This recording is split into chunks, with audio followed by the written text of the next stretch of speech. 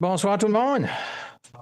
Good evening, Bienvenue à everyone. notre réunion pour ce lundi Welcome 16 to juin. our meeting on Journée ensoleillée, ce June qu'on 16. vraiment It's a really nice sunny day, so Comme summer is toujours, coming. je commence toujours As avec, always, I will be des starting by reconnaissances. Nous sommes réunis ici pour le recognizing we are territoire meeting on the traditionnel non cédé du unceded peuple traditional Mi'kmaq, dont nos territory of the ancêtres ont signé Mi'kmaq, un whose traité de ancestors paix et signed d'amitié avec la a, couronne a britannique treaty of peace dans and les friendship années with the British 1700. crown in the Monsieur Grévy, on peut 1700s. constater qu'on a le Mr. quorum, tout Clerk, le we monde est do ici. have quorum, so everyone's En here. termes de déclaration de In conflit terms of d'intérêt, est-ce conflict que of les interest, membres any du Conseil désirent council déclarer un members would conflit like to d'intérêt declare aux a items conflict of prévus à l'ordre du interest on jour? any item on the agenda. Rien. Seeing no one, Au niveau de l'adoption de l'ordre du jour, as for the on peut juste adoption faire of un the petit agenda, changement au I niveau will des just make a présentations. La minor première, change for the le presentation. présentateur, M. Long, So the first presentation, Mr. It would be late. He's from he's in northern New Brunswick, so he will present a little bit later after the two others, essentially. Yeah, he will still be there. We'll let him catch his breath. I need a motion to adopt the agenda with the amendment. Yeah, you did it in good time. Just ignore this. Well, he's going to present us forecasted. I need a motion to adopt the agenda. Councillor Lecormier, I'm ready to adopt it, but I would like to modify. I will move the adoption. And after I have to move the modification, so moved by Councillor Lecormier, seconded by Councillor Joël Després. For modification, something you would like to add? I would like to add, there's a citizen of Scodoco. He has to address the council with additional information, like for rezoning. So I understand, like the clerk could not accommodate it because he's following the procedural bylaw. But I think there is some information to share with the council. So before we can take a decision for rezoning or not to rezone, I think we should listen to him. Mr. Mayor, I would like for us to modify the agenda 6.4 and that we would have add a presentation. Douglas LeBlanc. Thank you for the idea. So for what I always understood, and I let our CAO and clerk confirm on top of the procedural bylaw, because it was processed in a rezoning request. So the public hearing was held. So that's the only time like the council can hear like the citizen in the meeting. From my understand, if we proceed otherwise, well, essentially it makes the process illegal, and essentially we would have to start back from scratch. Essentially, it's something we can't do. So do I do I understand properly? Yes, Mr. Clerk. Since there was a public hearing and it was recommended in this file, so the process for the public hearing, let everyone there to talk, as long as the person presenting the project or the person opposing the project. It's at this moment we hear those comments or discussion. There's no other period after like that was possible where the public can, or even the presenter of the project, to present other comments like on the project. It puts us in a weird position because it's a process we're going against the act and the proceduring bylaw, so we're going against it. And it's an application in the region for the town of Shediac. And there's a note also saying that anything that has to do with public hearings, so we should not let the floor to another person, like either from except like the planner for planning purposes. Thank you, Mr. Clerk. I appreciate your idea, Mr. Cormier, Councillor Cormier. Unfortunately, like we cannot do it. So thank you. As for your agenda, so we had a mover and seconder. So I just need all in favor signify by saying aye. Against nay, motion carried. Thank you very much. 5, adoption of the minutes for the regular meeting held on May 5th. If you had the chance to read it. If you have any recollection, I would simply need a motion to adopt the minute moved by Councillor Janice Cormier, seconded by Councillor Jean-Maine Galland. Questions on the minutes? If not, all in favor, all in favor, signify by saying aye. Against nay. Motion carried. Now we have public presentation. Seeing that our first presenter came here very quickly, Mr. Law, so we would ask you to come to the podium. This is the committee report looking at the composition of the municipal council. So Mr. Paul Lang he's Shediac president. He's the chair of this committee. So I will let him present. Thank you, Mr. Mayor, council members. So it's a real pleasure to present the report. I think you should receive a copy for the committee report for the composition of the council. First, I would like to thank the committee members. We were 4 citizens and 3 council members who sat on this committee. We were very limited in time, but we did great work, and I would like to thank the CAO and the mayor, who also sat as ex officio members, and especially the CAO provided the required information, so we were able to make a recommendation with the council. As you know, the actual current situation, there are 13 members on the council, 12 councillors and the mayor. So the recommendation of the council for this committee was to revisit the composition and possibly come to a reduction of the council members. So to get to this recommendation, we studied essentially, there were 3 steps. The first step was based on the number of elected officials, the current elected officials versus other model, what's present in other communities in New Brunswick.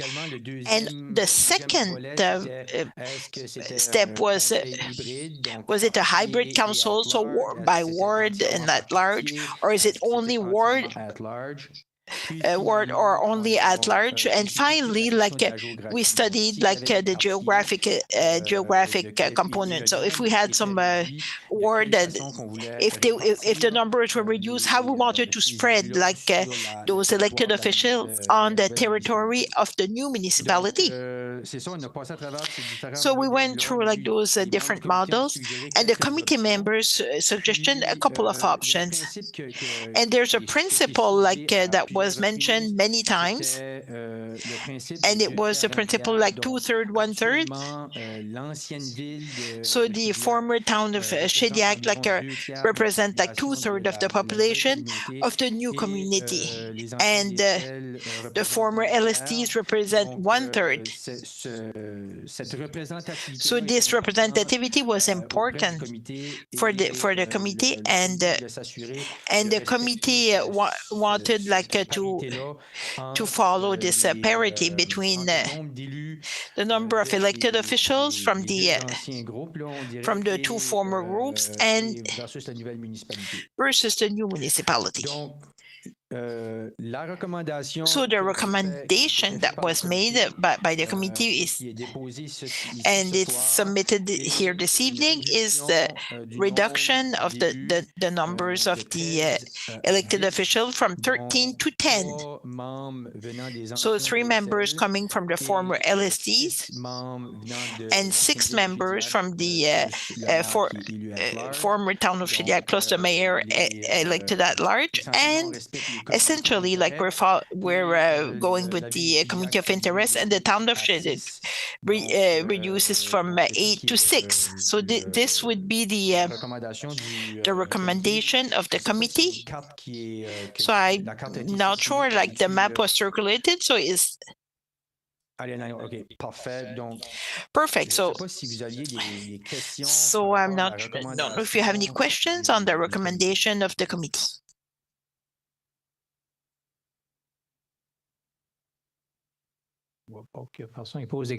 No one asking questions. It's just like to make you aware. So, Councillor Janice Carmier, did you have a question? No. Okay.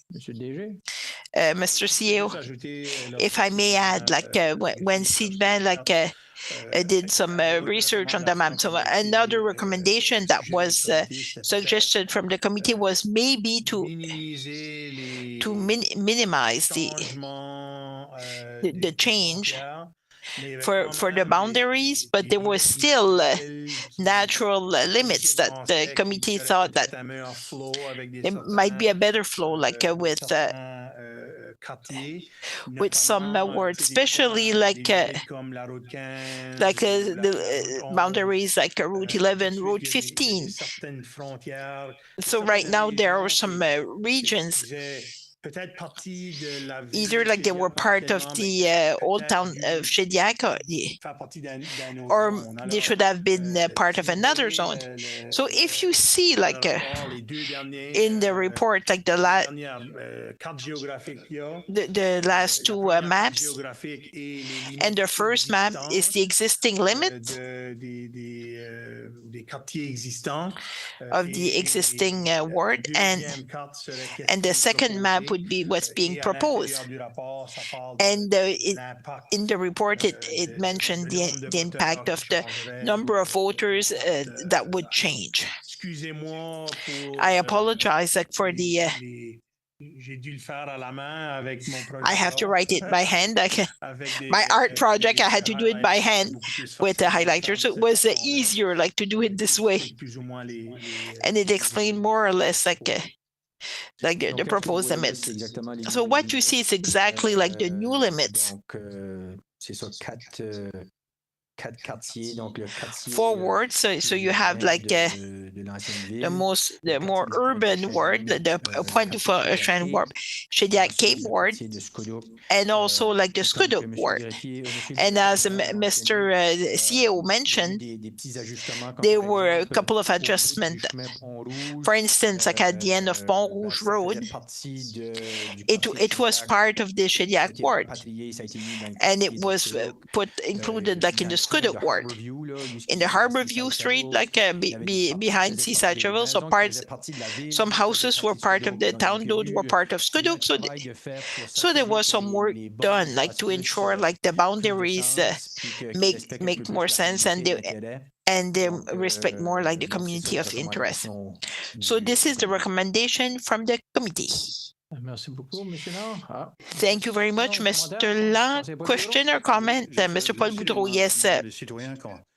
I would like to thank the citizens who sat on this committee. So, Mr. CEO, can you explain the council members what are the next steps? Yes, he said he thought the mic was off. So the province gave within the process a few guidelines to follow. If they wish to modify the composition of the council. Of course, there are many municipalities that are doing the same exercise because of the local governance reform in 2022. So the next step, of course, the goal was to present the report so we can read it and ask a question to the chair if you had any. And it would be to go back at the last next council meeting to take a decision if you want to look at the review or if you want to maintain status quo. Even if you take a decision to look at a modification, it doesn't mean it's a done deal, but we still have to go through a process, get the approval of the minister. We have to present a file to the department, and Once it's received, the municipality at the same time has to adopt a bylaw. And in order to adopt a bylaw on the composition of the council, we have to notify like the population that the council intends. Like let's say the council would be interested in July and they would like to see, we would have to send a notice to the citizen, and at the August meeting, the question could be discussed at the council to see if they want to adopt like the bylaw that is being proposed by the committee that was put in place. And then we would need a couple of meetings before we could do the adoption. But we also have to notify like election NB like prior to November 11th, because it's required by law. Like the modification bylaw, the modification has to be done 6 months prior to the next general election. The election will be held on the 11th of next year, so it gives time to the council like to reflect and to see if they want to accept the recommendation. But the first step would be to the council to take a decision or give a direction to notify like the department. And one of the appendix included in the report that explains like the different process. It's in the Appendix B with the approval. And it explains so we can meet this criteria in the process that is required according to the act. And just like Councillor Paul Boudreau will remember, and Councillor Cormier will remember too, they sat also on the transition committee at the times. The municipality of Shediac was subject like to partial election with the municipal reform. So essentially, it was the actual council at the time. We only added like some councillors. It was not possible to do like a general election and look at the size of the council. In other municipalities, that's what they did. So this exercise is done a little bit after, and it seems to be like weird. Like the municipal council of the town Shediac is the biggest one, and there's a municipality similar size, the city of Fredericton with 6 times the population, and all the others are smaller: Moncton, St. John, Edmundston, etc. It's not to say like the municipality of Shediac cannot decide what it wants, but it's something like to consider. Is it the size of a council for a population of 12,000? If we need more, 12 or less, well, some are have less members. Councillor Patricia Bouchevary. So thank you, Mr. Mayor. I had a question for Mr. Lasso.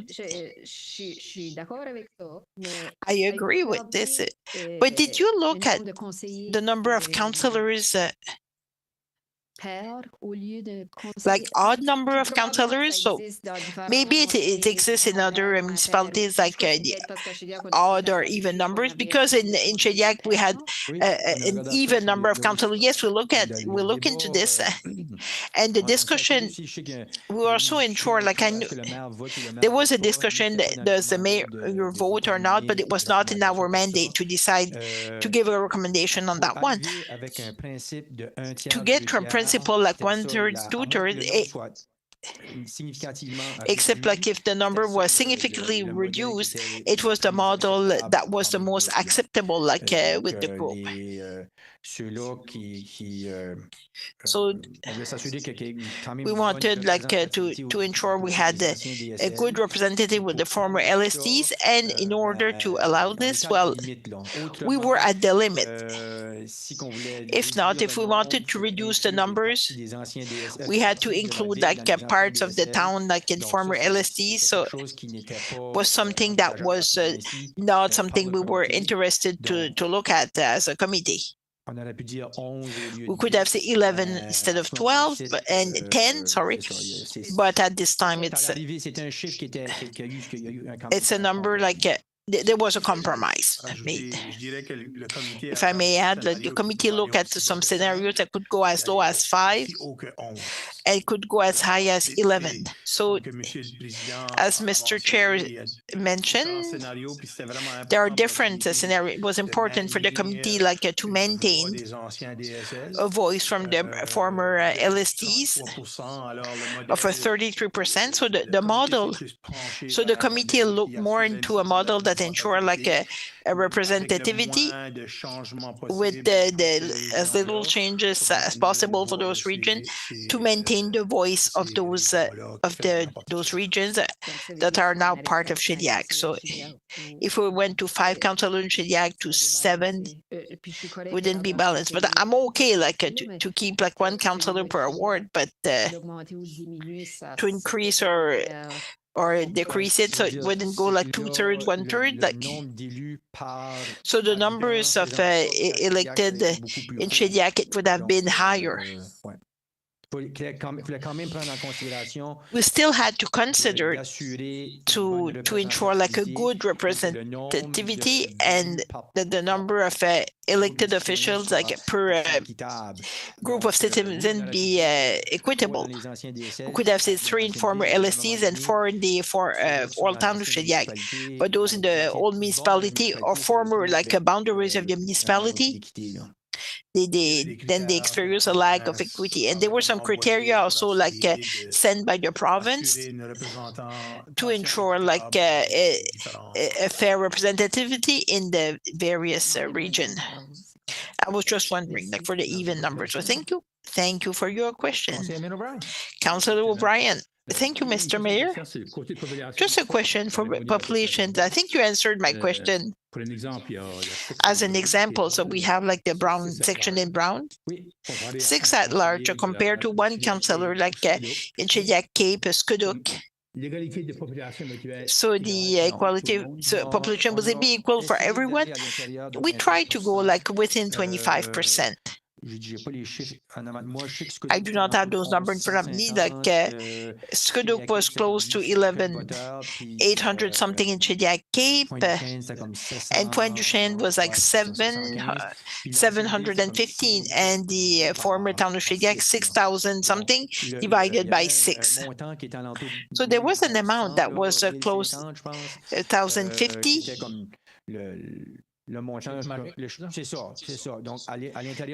So within 25% of this, Pointe du Chêne and is a little bit lower, but it's still not that off from Shediac Cape.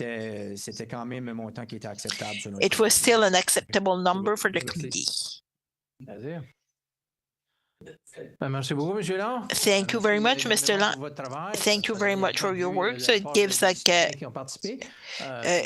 opinion of the citizen who participated. They were observers, and the committee members took it very seriously because of you and others that were present.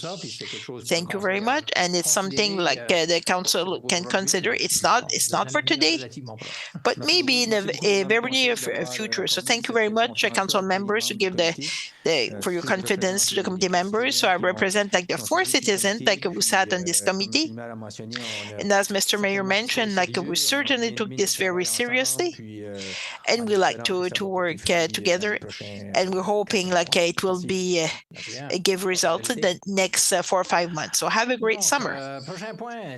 Next item, 6.2, Mr. Laforêt. You wanted to talk on the item we will consider at the 15.1?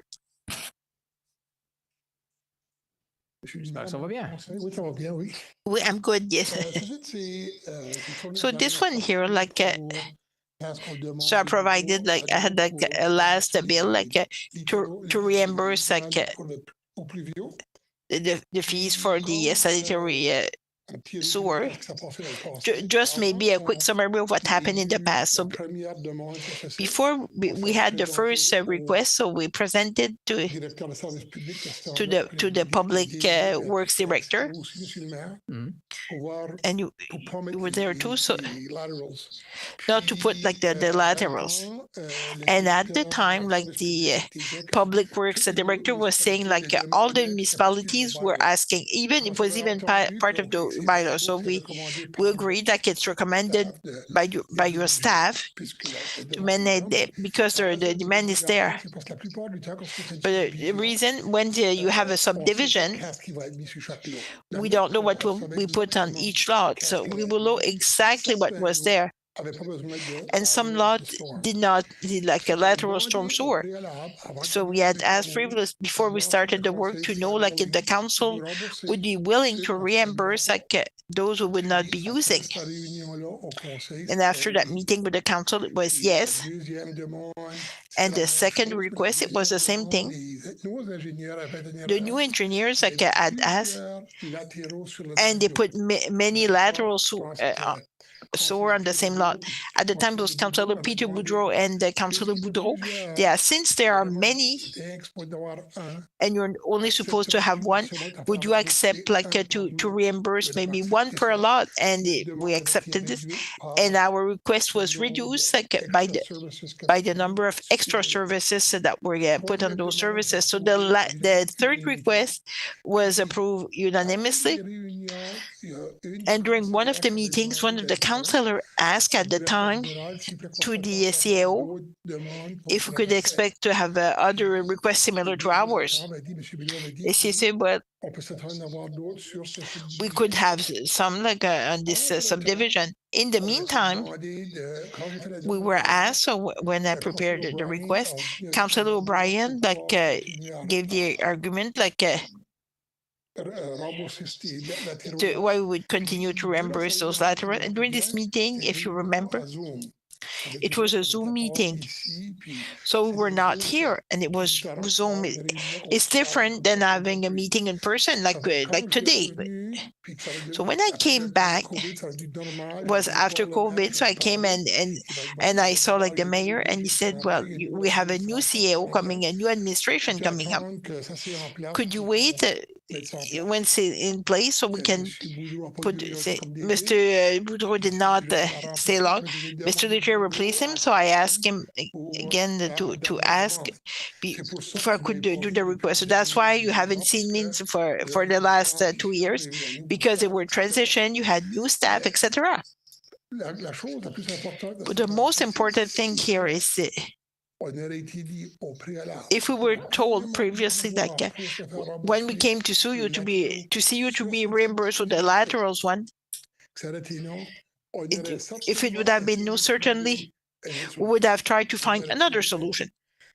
And as I was mentioning, like we're talking about those that were built without having a lateral sewer in Shediac, like 68, 78, and Nicholas Street, 23, 27, and 88, 92, Webster, 440 Main, 301 to 343 Pascal Poirier in Moncton, 520 Elmwood, 686 Elmwood Drive, 66 Essex Drive, 68 Dieppe, 406 Gauvin Road, and 69 Rue du Marché Street. So it's not less work there than Shediac, but it's normal. Like if you know you will not need like to use lateral sewer, not to install some. In this case, it was mandated. But we asked you if you would reimburse. You said yes, we would do it. With the meeting, during a meeting we had with you administration, like to see if the other developers could submit the same request, and we even had like a letter like the developers said no, we do not intend to ask for a refund because we did not have made a previous request like before we provided like the final plans not to install them. So we said yes. And we were told yes, yes, and then all of a sudden it was no. So it's a one license request. It includes the rest of the project, and we will not ask for a refund. So, and I think it would be fair and equitable, like we had agreed previously, and we thought we would be reimbursed for the rest, for the balance. Thanks for your explanation. And Mr. Laforêt, any question for Mr. Laforêt? Since it's a file like we were aware, I think they are aware of the file. So thank you, Mr. Laforêt.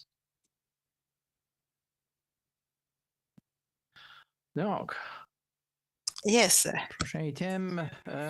Next item, Mr. Léo-Doiron, he wanted to talk the 10.1. Good evening, sir. Good evening, Mr. Mayor, council members, administration. Thank you for giving me a few minutes to address you.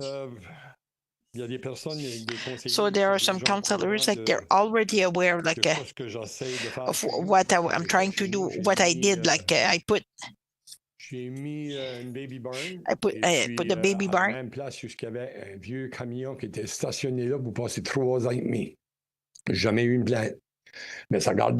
It didn't look good in the community, so I put a baby barn in there instead. The baby barn is 5 feet back near my balcony. There's 7 councillors have come to see. Others I've spoken to the phone, most of you. I tried to bring you up to date on terms of what was going on. One complaint. There was one complaint. It's not the only time that she's complained to the council. It's not the first time she sent Boba sent to check on people. Ultimately, the people who come to look at it see that it looks good. It matches with the house. It's a duplex. Our duplex. I won't start to name things. I could have come here with 200 pictures. It's on. You go on Paturel, and you see that all the houses by the water, their address is still on Paturel Street. They don't have their baby barn behind. They're all on Paturel Street, and there's 6 of them on one side. There's some on the other side too. I'm not asking for anything that other people don't have. I'm just asking it that be fair for everyone. If a municipality changed, they moved the garage that was next to the arena. Sunday morning, 7 a.m., power, they cut water, they cut wood, and they hauled the garage over there. It looks good. It's 12 feet from the road. If you look at the standards, it's against the standards. There's a house number on it. I remember when I was on council, I'm not sure if it's still this, but a lot, you're not supposed to have a garage if you don't have a house on it. And it's zoned. I know we're in the same zone. It says the same place as my house. If it's allowed there, why not in my place? It's all I'm asking. I just want to be fair. We want to be treated like other citizens in the municipality of Shediac. And the councillors that I've spoken with, well, it looks like they came to see. They thought it looks good, and it's a lot better than it was. I can't see why I should be talk about this for 5 minutes. So between the councillors who've seen it, they can speak to the other councillors. And sure, I don't doubt that you'll see this black and white. There's some gray. But sometimes makes a lot more sense. You walk on Main Street. There's old signs. Where Charlie Metro was, right next to Norm's Pizza. It's been there for years. It's rotten on Main Street. I think that's where they should be finding the time to go after those people and getting that off of Main Street. It doesn't look good. What I did, I think I helped actually. I think I helped the place where I live. So I'll leave it at that, but I have another topic I'd like to talk on quickly. Taxis in Shediac. Bois Bar and the president of the Legion's here. The manager of the pump house is there. The owner of CC's is here. St. Louis Bar and Grill, Shediac Hotel, Fisherman Paradise. they're all annoyed. You bring in the tourism. You're trying to bring in some money to pay those taxes, and ultimately you call a taxi at 9 o'clock night, and there's no taxi on a Friday night. So the law changed to 0.05. We can ask. Say we have Sergeant Haché with us tonight. We asked him to be here because we're so annoyed that we have businesses where people they have to go when they go. How can you pay the bills if people can only have one drink? So we're not encouraging people to drink and drive. But what we need is that the town has a license on taxis. And I remember years ago, 92, if I'm not wrong, when it was Aubert was mayor, it's part of the policy of the granting a license that they had to be open until a half hour after the last drinking establishment was closed. I'm not saying that all the taxi has to be open all night. They should take a week each, and we should have the respect. When it's 20 below zero, I stop at the bowling alley to have a drink. After I have 2 drinks, I call a taxi. It's 8 o'clock, and there's no more taxis. At 68 years, I want to walk 2 kilometers. I have a hard time walking to my car. It doesn't make sense. And you continue to bring people in, but we don't have any service to offer people out after a certain time. I think they're annoyed. They pay taxes. It's a business where we have a license. We're licensed. We do everything that we can. But our bartenders now, they have to drive people back home because there's no way to go home. There's even people I've seen drive somebody to Robichaud, and people have to wait till 2 till the bar closes. It doesn't make any sense. There's over 8,000 people. The population is quite high. I think it's time to put in some good policies. If somebody opens up a taxi tomorrow, they say, you're taking our business away, slitting our throat. And ultimately, we need services. And I think it's the responsibility of the municipal council to focus on this file and come back with a policy, a strong policy that will give good opportunities to businesses to be able to make a living. Nobody wants to see people dying on the streets. The RCMP works hard. You see them. They park in front of our places of operation. They know they have to have a job to do. I don't think that anybody should be driving and drinking and driving. But I also think that as a municipality, I think that we have to take our responsibilities and say we have to put something in place. So I hope that you'll focus on this, work on this, and summer is beautiful. People go eat, they have 1 glass of wine, and there's a roadblock, and all of a sudden they lose their license for 7 days because of 0.05. So they're going to sell food, but you can't buy a glass of wine. It doesn't make any sense. And they should be planning to go there who hasn't drunk and he had anything to drink. They should be also be maybe planning to take a taxi there and back. And thinking of this, it has to be worked on. Thank you very much, Mr. Joao. One last thing I would have to say. There's sidewalks of all sorts of colors. If you look on Kitchener in Ontario, white and red is the Canadian flag with the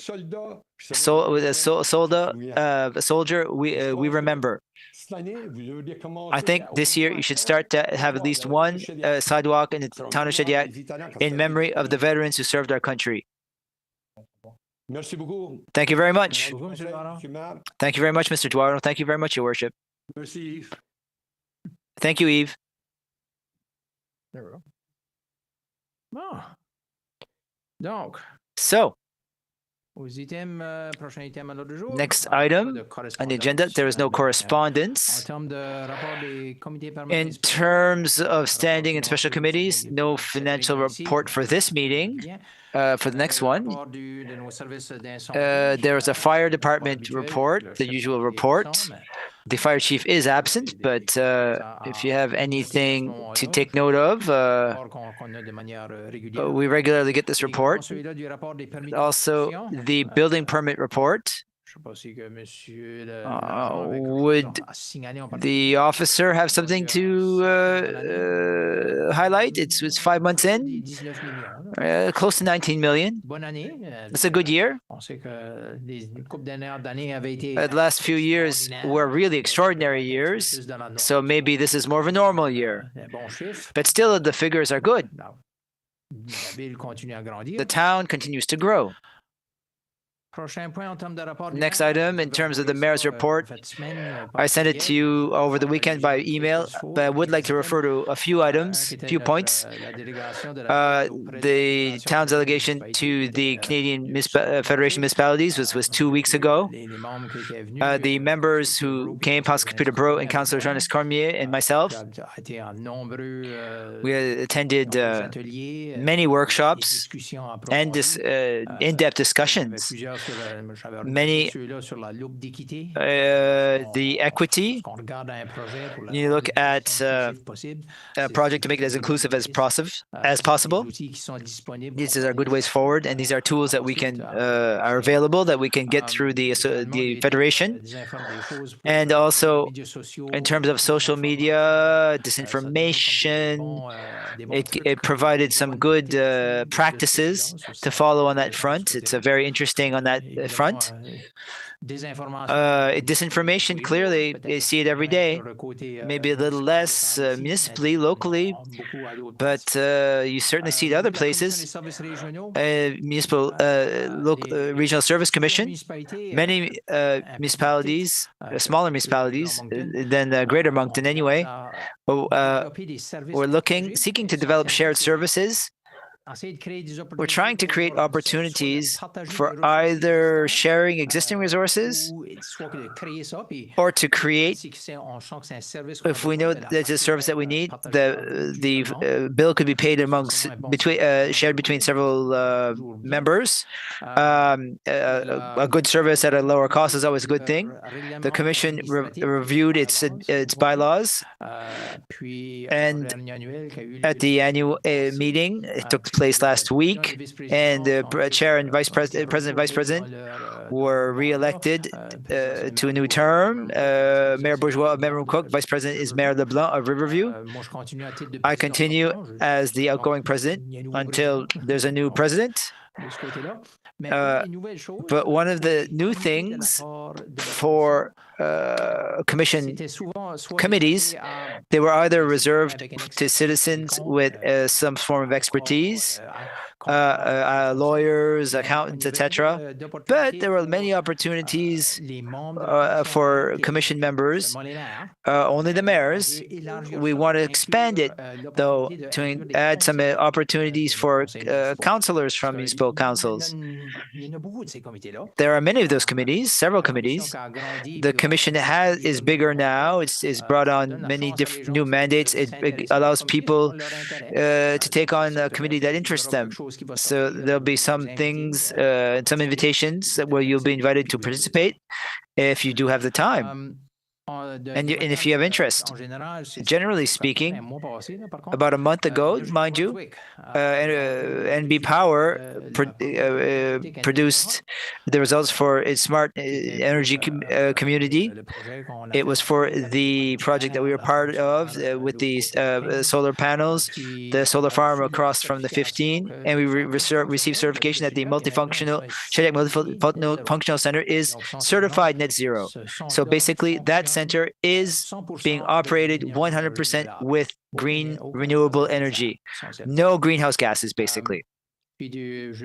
And last Saturday, there was a meeting of the Union of New Brunswick Municipalities. Many topics were raised, but we spoke about the freeze on assessments for next year. So basically, for everyone in the room, everyone here, your property tax bill will be exactly the same thing next year. no increase whatsoever. In terms of the assessment, how much the house is worth, or your residence rather, that can have a significant impact. We know what region we're living in. There is high demand for housing, so this will create a fiscal limit for our next budget. We can overcome it, I do believe, but the impact is it's not negligible actually. So we'll have some discussions in this fall in terms of how we can adjust based on that. There's my report on that front. Mr. CAO, and now to you for your report. Thank you, Your Worship. For my report tonight, I'll just start with municipal operations. I'd like to start by thanking Bob. For those of you who don't know, Bob is leaving. He's taken on a role with the city of Moncton. I want to thank him for his time. Since I've been here, I've really appreciated all of his advice, his professionalism, his dedication to the town. He's an exemplary employee, and I wish him all the best in his new role with the town of Moncton. We will certainly miss him, but we do congratulate you for your new role, and I want to wish you all the best. That being said, we'll soon start a search for a replacement for Mr. McEwen. That should start this week. That search should start this week. In terms of the finance director, the selection committee met last week. We did some interviews with potential candidates. The committee was unanimous. It was and they in terms of one person who was interviewed. We plan to make an offer to that person this week, and we do hope that I hope I'll be able to give you some good news next meeting related to that role. Once again, in terms of municipal operations, more specifically with the Breau Bridge project and the Calder project,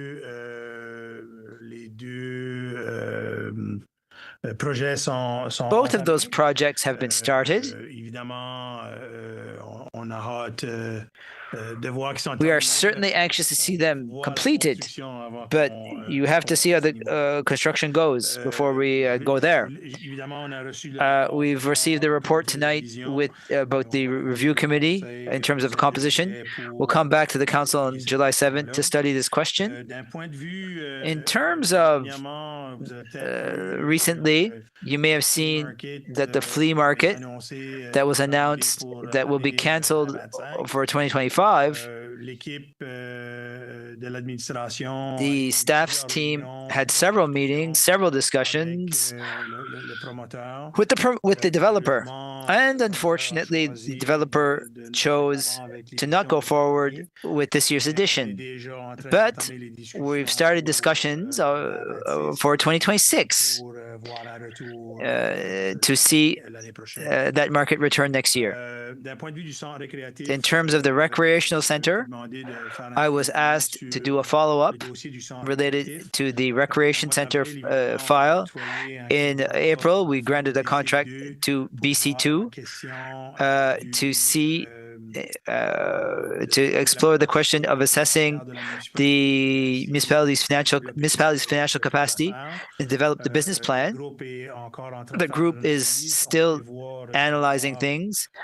We foresee that we should receive something from them that we can assess and eventually present to the council next month. Actually, I'm not certain that we can present it for the next meeting, but In August, we can certainly talk about the work that BC2 is doing. I'll talk to you about steps. You remember there were 11 steps as part of that process. These were steps 3 and 4. In terms of the financing campaign, we started some discussions with a few companies that can help us to develop a strategy in order to help the financing campaign, either through a sponsorship program or philanthropic gifts. We'll see into potential partners, and we'll perhaps even see to identifying potential champions for a campaign. But we'll come back to the council once we're at that step.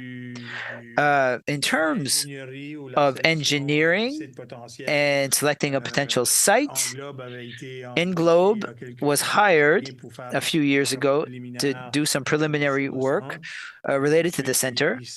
So far, to now, they are assessing potential spaces, potential places to build that recreational center. And they will be speaking to us about that in a few months. And now to go to summer, with summer that is here, so the cars are parking in many different spots. Our bylaw officer is more busy at this period of time. They patrol in certain zones, certain specific zones that can be problematic related to parking. We are also receiving, as you might have seen, in media and social media, there's been a certain increased number of incidents related to animal control. We have seen a few complaints that the officer, Bill Brimmer, is investigating and preparing files. We expect that he will come to the next council meeting on July 7th to provide an update on certain files and certain cases that he's currently studying, and he'll obviously do a presentation to the council.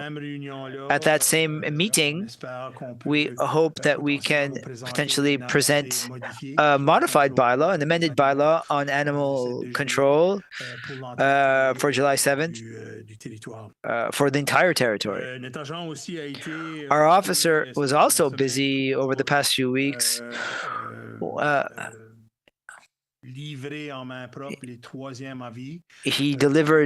He hand-delivered third notices for overdue water accounts. We sent 2 notices by mail, and the third one is delivered in person.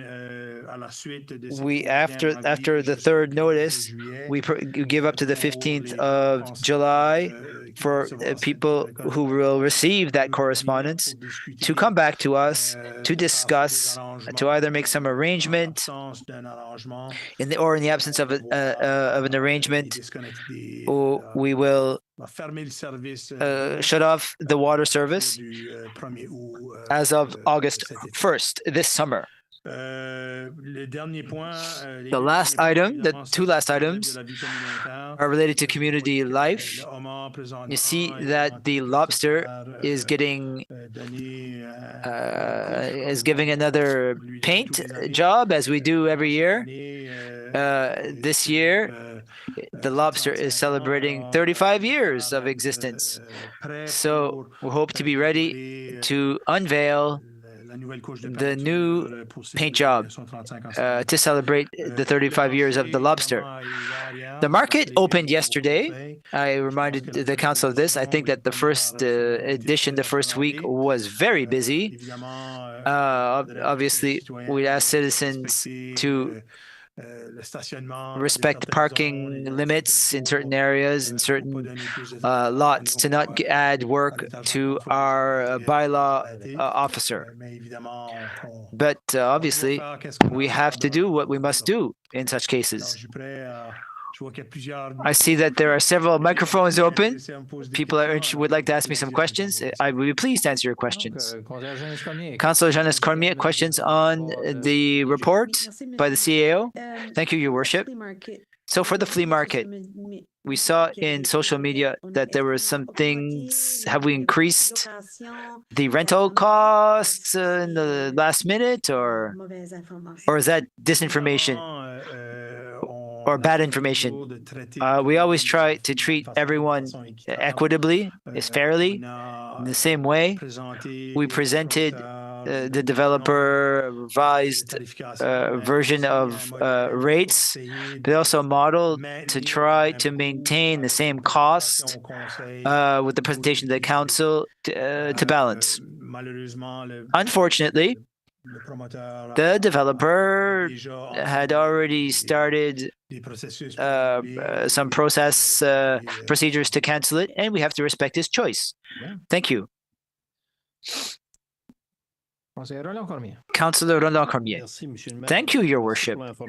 Thank you for the information on the new center. As I properly understood, that will probably be starting looking at the possibility, along with consultants, to do some sort of fundraising.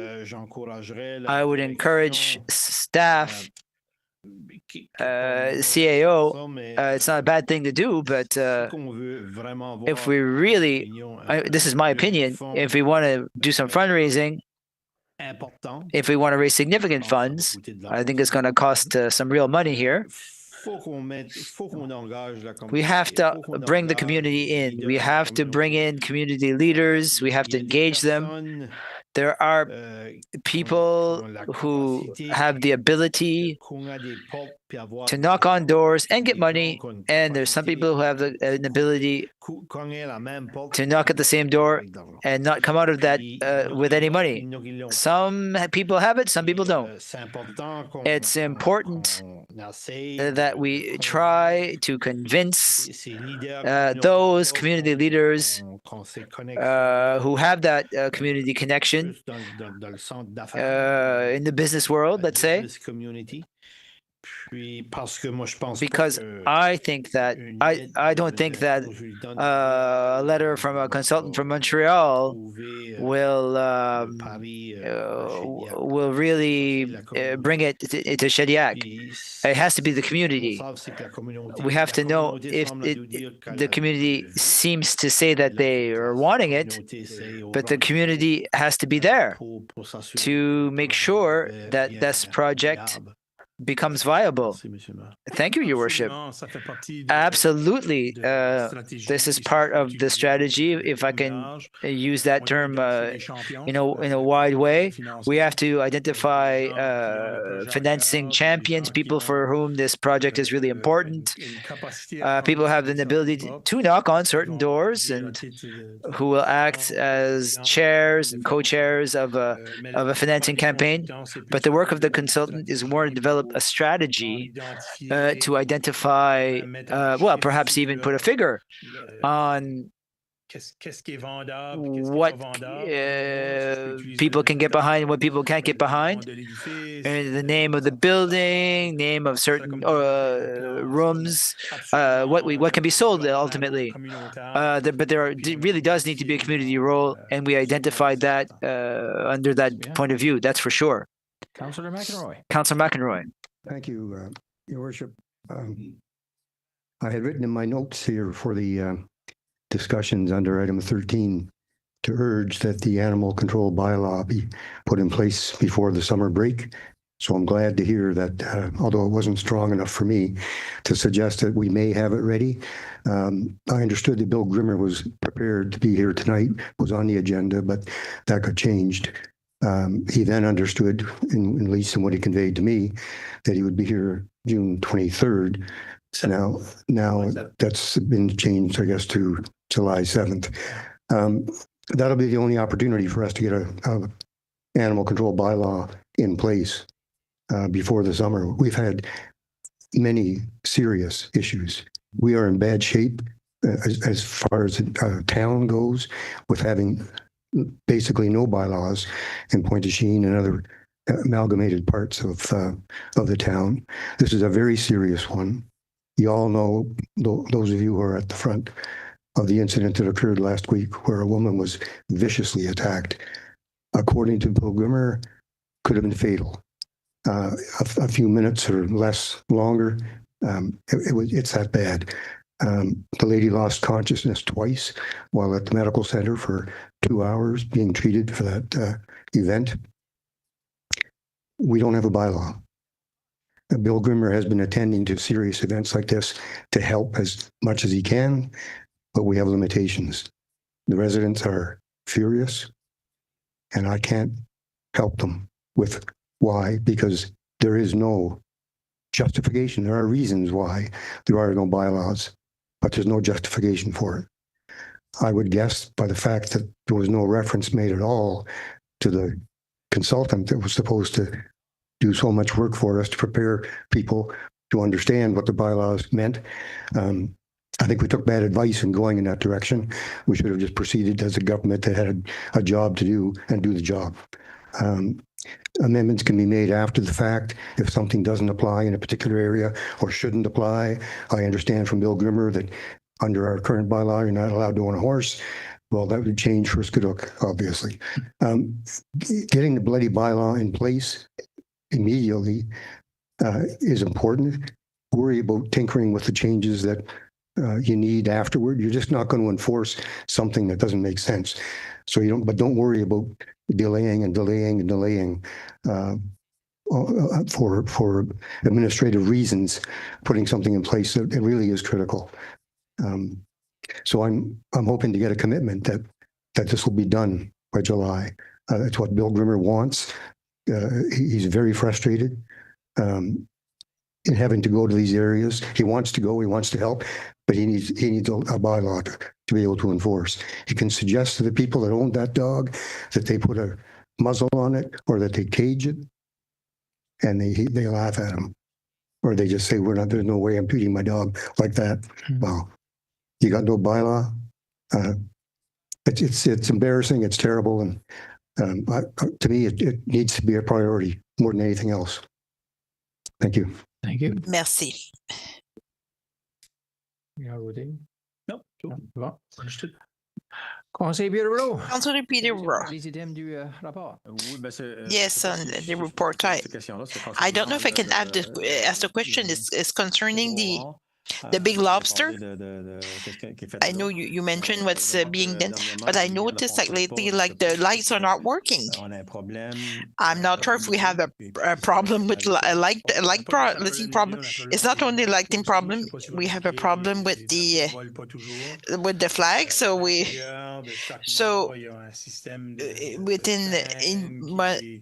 the mass, like we have a training system like to raise those flags, but that system is not.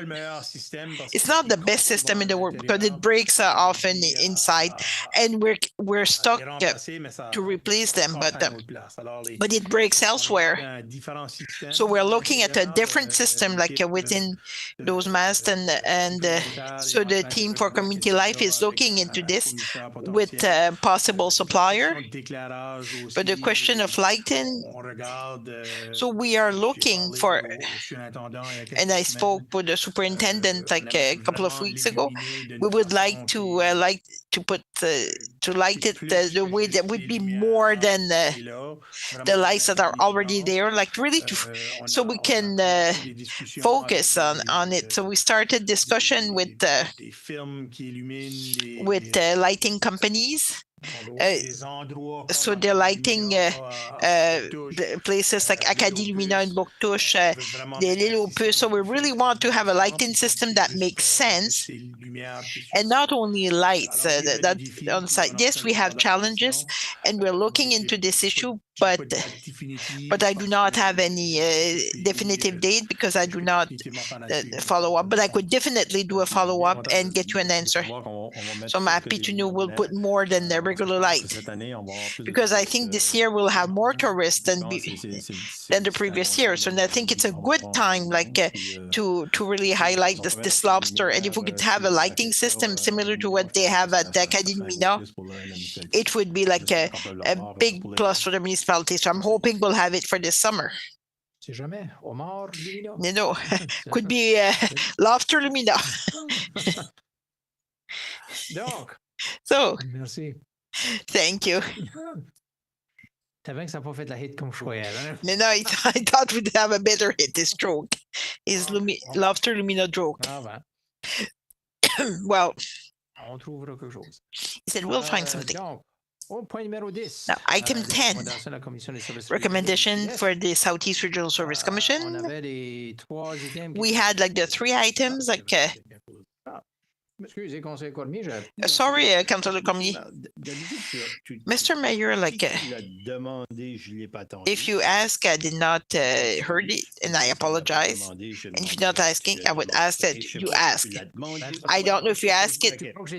So what do you think I asked? Usually you ask if there are any reports being by the committee members. So you gave your report, and you're asking, are there any committees? And there's a committee report, so you don't have it today. Usually it's there. It's like a standing item. It's a special item. It's not a standing item. So maybe for the next one. Thank you. So, good question. Okay. Because I did not ask the question. You're sharp. In terms of recommendation by the Southeast Regional Service, we have 3 order to comply. So, Mr. CEO, if you can. Yes, there are 3 files. We'll not present them one by one because the recommendation will be the same, for the 3 of them. But if the council wants to proceed, it would be individual resolution for each of the files. Usually, when we have a file that is for a non-compliance, a lot, no building permit, and they did not follow some setbacks limits, or and Plan 360 start an investigation. And in this investigation, there's always a discussion with the property owner just to share what's missing in order to comply for his property, and the owner is always asked to correct the situation in a reasonable time limit. Usually it's between 15 to 30 days, and once this time expires, of course there is a mechanism in place, not the province, but the council has to start the process trying to correct the situation. We're always flexible with the property owners. Plan 360 always try to work with them. So when there is a compliance or a situation of non-compliance with a homeowner, it could be discussion, could be a plan presentation, could be it shouldn't drag, but it could go above the 30 days period. But if there's no resolution, or if the commission use all its avenues to solve the problem, the commission needs to make a recommendation to the council to start legal action to comply to do so. We have 3 files to present to you this evening, and we would recommend to the council to go forward, to start legal action to correct those 2 non-compliance notice. Now I would be ready to answer any question. or anything to so these are three separate files, but they're similar, like a file. It was a building permit that was not asked for, and a building that was located at the wrong place. So the majority of those files, they're similar. If you have any question, we can try to answer them. Might need some, at least to know, like to remember, to have some background information. Councillor Paul Boudreau, any question?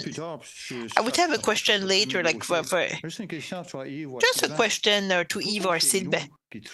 Why is it us like to decide? Because we're not planners, we're not judges, we're not lawyers. So why do we have the decision to take? Like, it's illegal.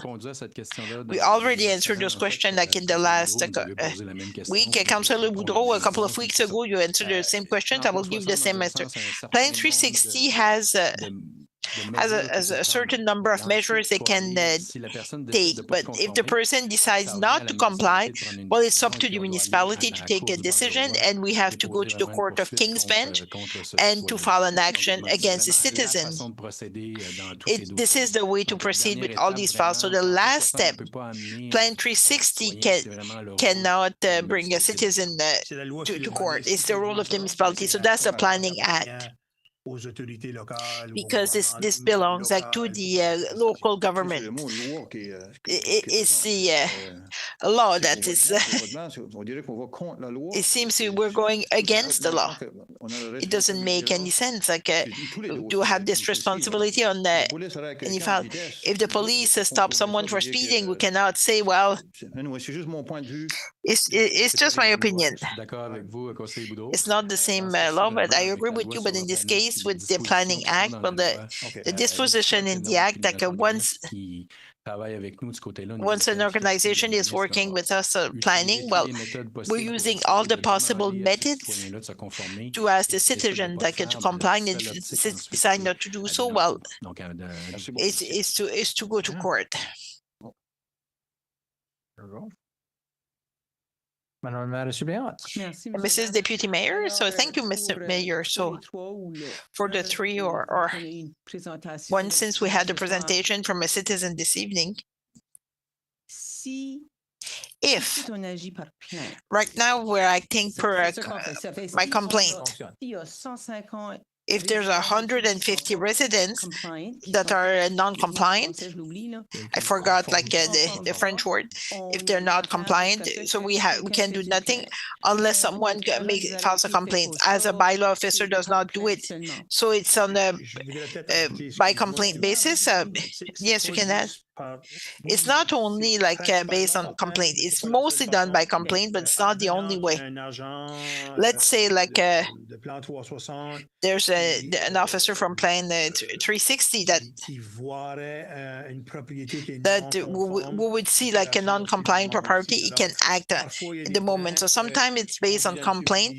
You drive in a subdivision and you know the region well, and you say, oh, a new baby barn or there, or a new garage, or a new deck being built at the back. I don't remember like this file came in, so you can come to the office. There's no building permits to go back site. Come on the door of the owner and ask.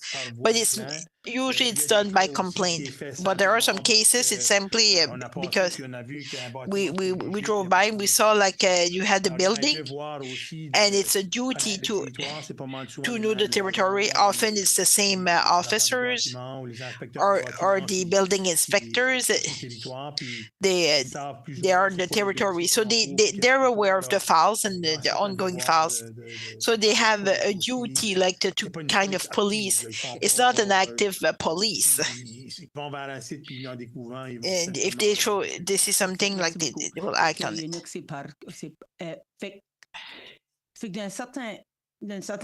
So in a sense, like so Mr. like name other places like we know like if some streets like they have different requirements than other streets. I do not want to open the can of worms, but So my beef I have it in here. If you know if you want to do if you think you're doing right, like you'll ask for a permit. But if you think you're not, you cannot do it, like you will try to go like to do it like sideways. Like I'm not saying that's what happened, but the question was I do not want to be unfair to anyone, but I think if we have a bylaw to follow, maybe it's for the safety also for the people around them. In this case, maybe it doesn't cause any safety issues, but maybe in some instances there might be a pipe or something underneath. I just wanted to give my grain of salt and explain my position. So I do not agree at all with any of those three. In my opinion, like they have to follow like the regulation in place. But if I may add, I had a discussion like with the owners in my career, and often like they mention, but this property is doing so. My answer is always the same. Can you share like the property number, and we'll share someone like to do an investigation if there's a non-compliance situation. We cannot act on situation we're not aware. Like we can't fix something if we don't know what needs to be fixing. But once we're aware, like we'll notify Plan 360. They will start an investigation, and if there's no building permit that was issued, well, in a situation like this one, they will act. They will some a recommendation, but often the problem it's not they did not get a building permit, because that's easy to solve. We'll give you an example. Like in one of those cases, if they would get their building permit, they would realize they could not build what they needed to build. Maybe it would have to go through like another process, either like a variance or etc. But the simple question is only to get a building permit. It's easy to solve, no problem. But in those cases, like there are other instances that they're not getting their building permit, so it led to some circumstances, and some individuals like they're not aware of the bylaw regulations. They do not get information, and some individuals maybe we should have known better. But so my answer might be being naive. If I drive 120 kilometers every day to go to Moncton, but the day I will get arrested, like I said, like no, I did. I was can say someone passed me like, because I got stopped by the police officer. Plan 360. Well, from what I understand, they're ready to guide the individual to answer questions. Like they will give the information. You just have to ask the information. Councillor Janice Cormier, thank you, Mr. Mayor. But this evening, will we do something like for the street that was mentioned, like it's non-compliant? So we will close our eyes and ears and then not check. I think it's important, like to respect like the bylaws, but when things are put in front of us, like as a town, maybe we should go check. I don't think because we didn't get a complaint should there, like we cannot ignore like the citizens like brought us to other places that are not compliant. There's a procedure to follow. If any complaint we receive, we send it to Plan 360. So any property that was identified will take the same action for everyone. We'll notify Plan 360, and they will start an investigation, and they will try to rectify the situation with the mechanism they have in place. And if the case they're not available to do so, the file will come back to the council. That's where I have a little bit of a hard time. We need to have a complaint. So, and if there's no complaint filed, so it's okay not to follow the regulation. I have a bit of a problem like with bylaws, and if you because we have a municipal bylaw. I know, like, no, they can't police all the time, but maybe I think, like, our maybe we should have a plan for the bylaw. It's not for this type of thing. These are like the inspectors from Plan 360, so they can do the investigation. It's not the bylaw officer like to do this. Can we ask Plan 360 maybe to investigate on the street? That's what we were saying. So the town will. It would help, like, if I have a specific property to check, because you don't have to do as much research. Maybe like some street, they have 100 of houses like on that street. So I cannot ask like, can you check those 100 houses just to check them? No, there's not 100.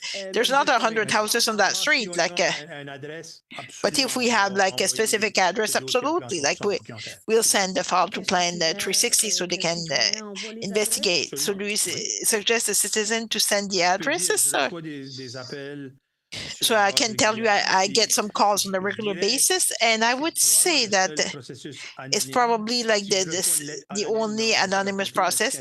If it's an anonymous letter, I cannot process it. But if I receive an anonymous letter, like my neighbor just built something, and then I don't think he has a building permit, so we'll send the bylaw officer. But the name of the citizen who filed the complaint should never be part of the file. Often, like, it's a building inspector goes on the property. Oh, he built a shed like at the back of his house. I do not remember issuing a building permit, and boom, boom, boom, like they knock on the door and the process starts. This one is not like a building permit; it's the location of the building. Every time, like, we get a complaint, we forward them to Plan 360. Councillor Roland-Cormier. I agree with Councillor Cormier, like, if we're aware, like, some areas are non-compliant, it's still our responsibility, like, personally, like, as a town, like. On the 10th. Point one, like the issue. I understand it's non-compliant, like we're saying it's non-compliant. Baby barn. Is it the baby barn, we'll call it, or it's too close, like, to the property line? Or is it more complicated than the baby barn that's too close to the baby line? So there are two issues, like at least two. So the first one is because the building was built without a building permit. So that's the first issue. And if they would have got a building permit, so the location where the building was installed did not comply with the rural plan. So it was told that the municipal plan, not the rural plan, would have been told it's not able, like, to build like this building that without asking for a variance, etc. So the building has been built. It's on a location, and they're not following like the location bylaws. It's not as simple. You can get a building permit, because if it was as simple like that, I think it would have solved the situation quite easily. It's because the town owned the property. Besides, no. Currently, like, the building is on the front of the main building. So the disposition of the municipal plan is that the accessory building has to be located in the backyard, or this equal to the property at the front. But the back, it belongs to the city, the town, sorry. Possibly, like, the municipality owns the land, like, beside. But the offenses for this case is there was no building permit, and the building is not located in an area like allowed by the municipal plan. So if there was I will say it like that, like, if the owner would have asked for a building permit, he would not have. If the building permit would have been issued. I think we have a lot of 10.1. To me, should go 10.1 and ask a question under 10.1, because we're asking a lot of questions without having any motions. So I started to talk, give the background information. Anyone would like to read the The motion. Madame la maire aspirante. This is Deputy Mayor. Thank you. Order to comply, PID 702-688-91.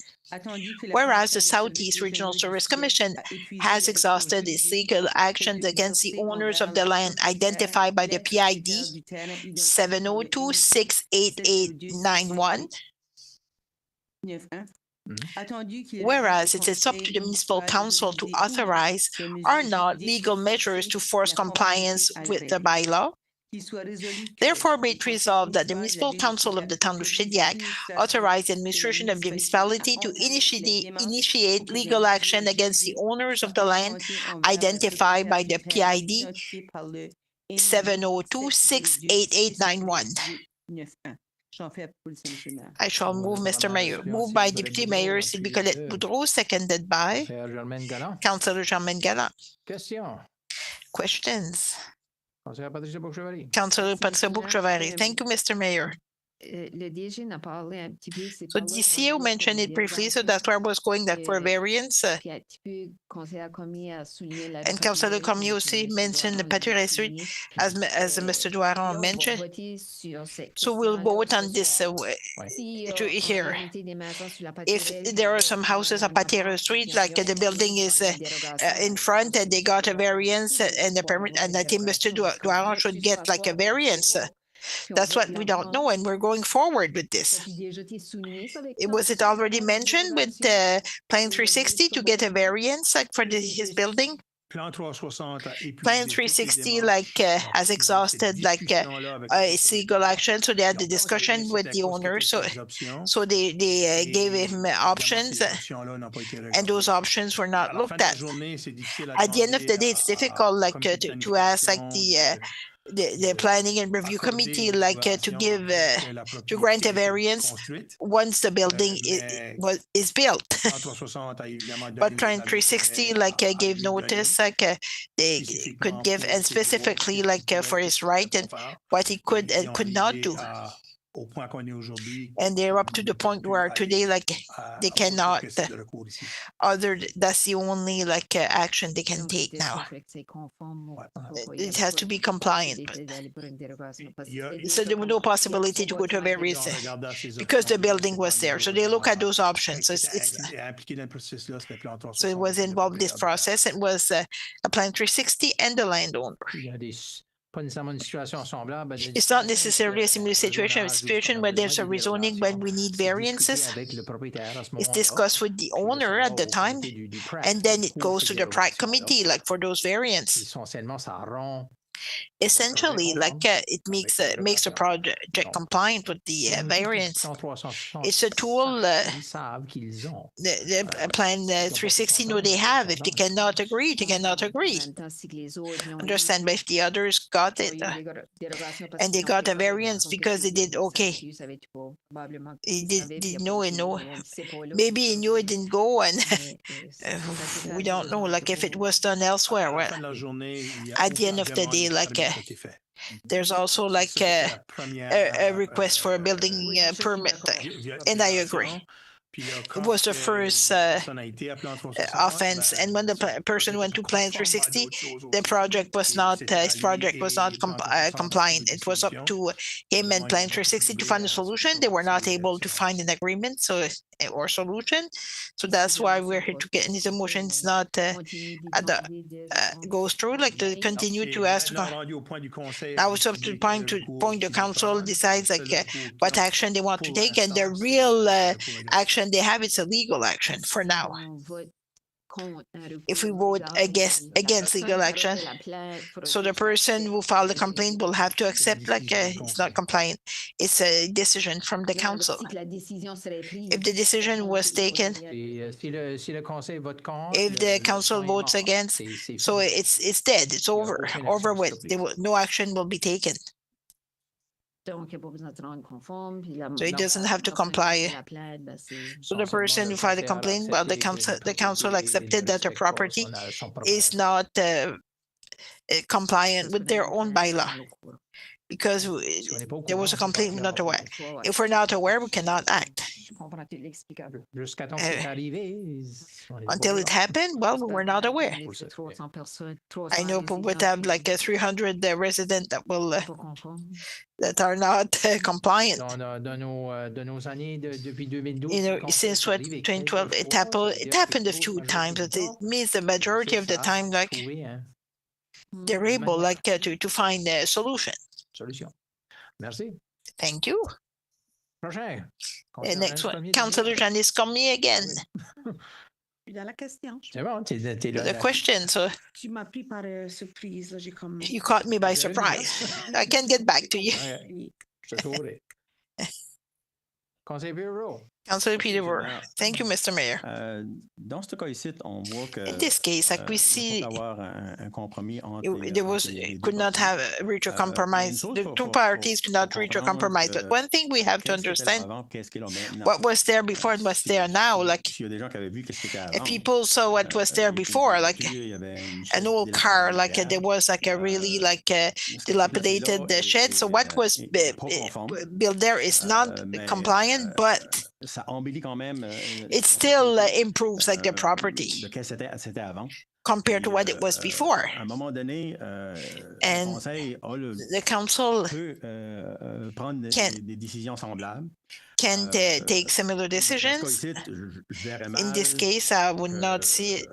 on dépenserait des I argent couldn't des see we would contribuables spend like money pour, from the taxpayers essayer to d'avoir quelque chose qui garde quand même trying bien. to fix something C'est pas, that still c'est pas looks dangereux. good. Euh, It's not moi, dangerous. je vois pas que c'est un gros problème. I don't see it C'est au as a conseil major de problem. décider It's si up on to the accepte council to cette decide if we situation-là. accept the situation or not. Moi, je pense que il y a beaucoup de gens qui veulent I think there's a lot of people, they want to improve their property, and when they do it, we should not moi, je suis pas d'accord qu'on dépense des put the argents problem pour, obstacles faire along the finalement way. Like I don't agree like to spend money, so we ask him to remove the building and it goes back as it was before. I think it wouldn't look nice aesthetically, well, and it will lower also like the property value of the neighbors. I would be the first one to vote for, but in this case, I cannot see like we spend money or to penalize like someone who wants to improve his property. I will be voting against this motion, Mr. Mayor. Thank you, Councillor Paul Boudreau. Oui, d'un côté à l'autre. One side to the other. Petit souffle avec ceci veut dire It will que take a little l'information bit, like qu'elle nous a apportée the information dans you la brought us like présentation, during the presentation. le he conseil brought- Boudreau a dit, ça va ouvrir As des cannes, Councillor parce que Boudreau c'est said, vrai, like, pas le choix. will open like a can of worms, don't have choice. I can't check the situation. For this attempt, yes, it's better than what it was before. But two wrongs doesn't make a right. But if we vote not to accept, we create like a major proceeding. That would be my concern. Like it's not up to us to determine if it's nice or not. It's the act. When I saw like to support like the individual, I thought that it did not follow like it was compliant. But when I noticed I didn't get like a building permit, it's even worse. Like because you cannot accept like it's non-negotiable. Like if it's a front, back, or side of the house, like it's still not, unacceptable without a building permit. So it might be a lesson for us, like with this situation and others who are non-compliant, including like the buildings we own on Robidoux Street, like just besides like where this citizen is located, is to check if we are following like the bylaws. I don't like to table a motion. I have never table a motion. But the information we have, can we take a step back and maybe look with the other cases and then go back with this one? Would it be a possibility amongst the council members or on the table? If not, go forward. So, Mr. Yves, that's where we are. Like we need to take a decision. So this is my position on this one. Like because some other other cases will come through. I don't know, Sylvain, if you want to intervene. Well, if we look to table the council, yeah, the council can table any decision and come back to another.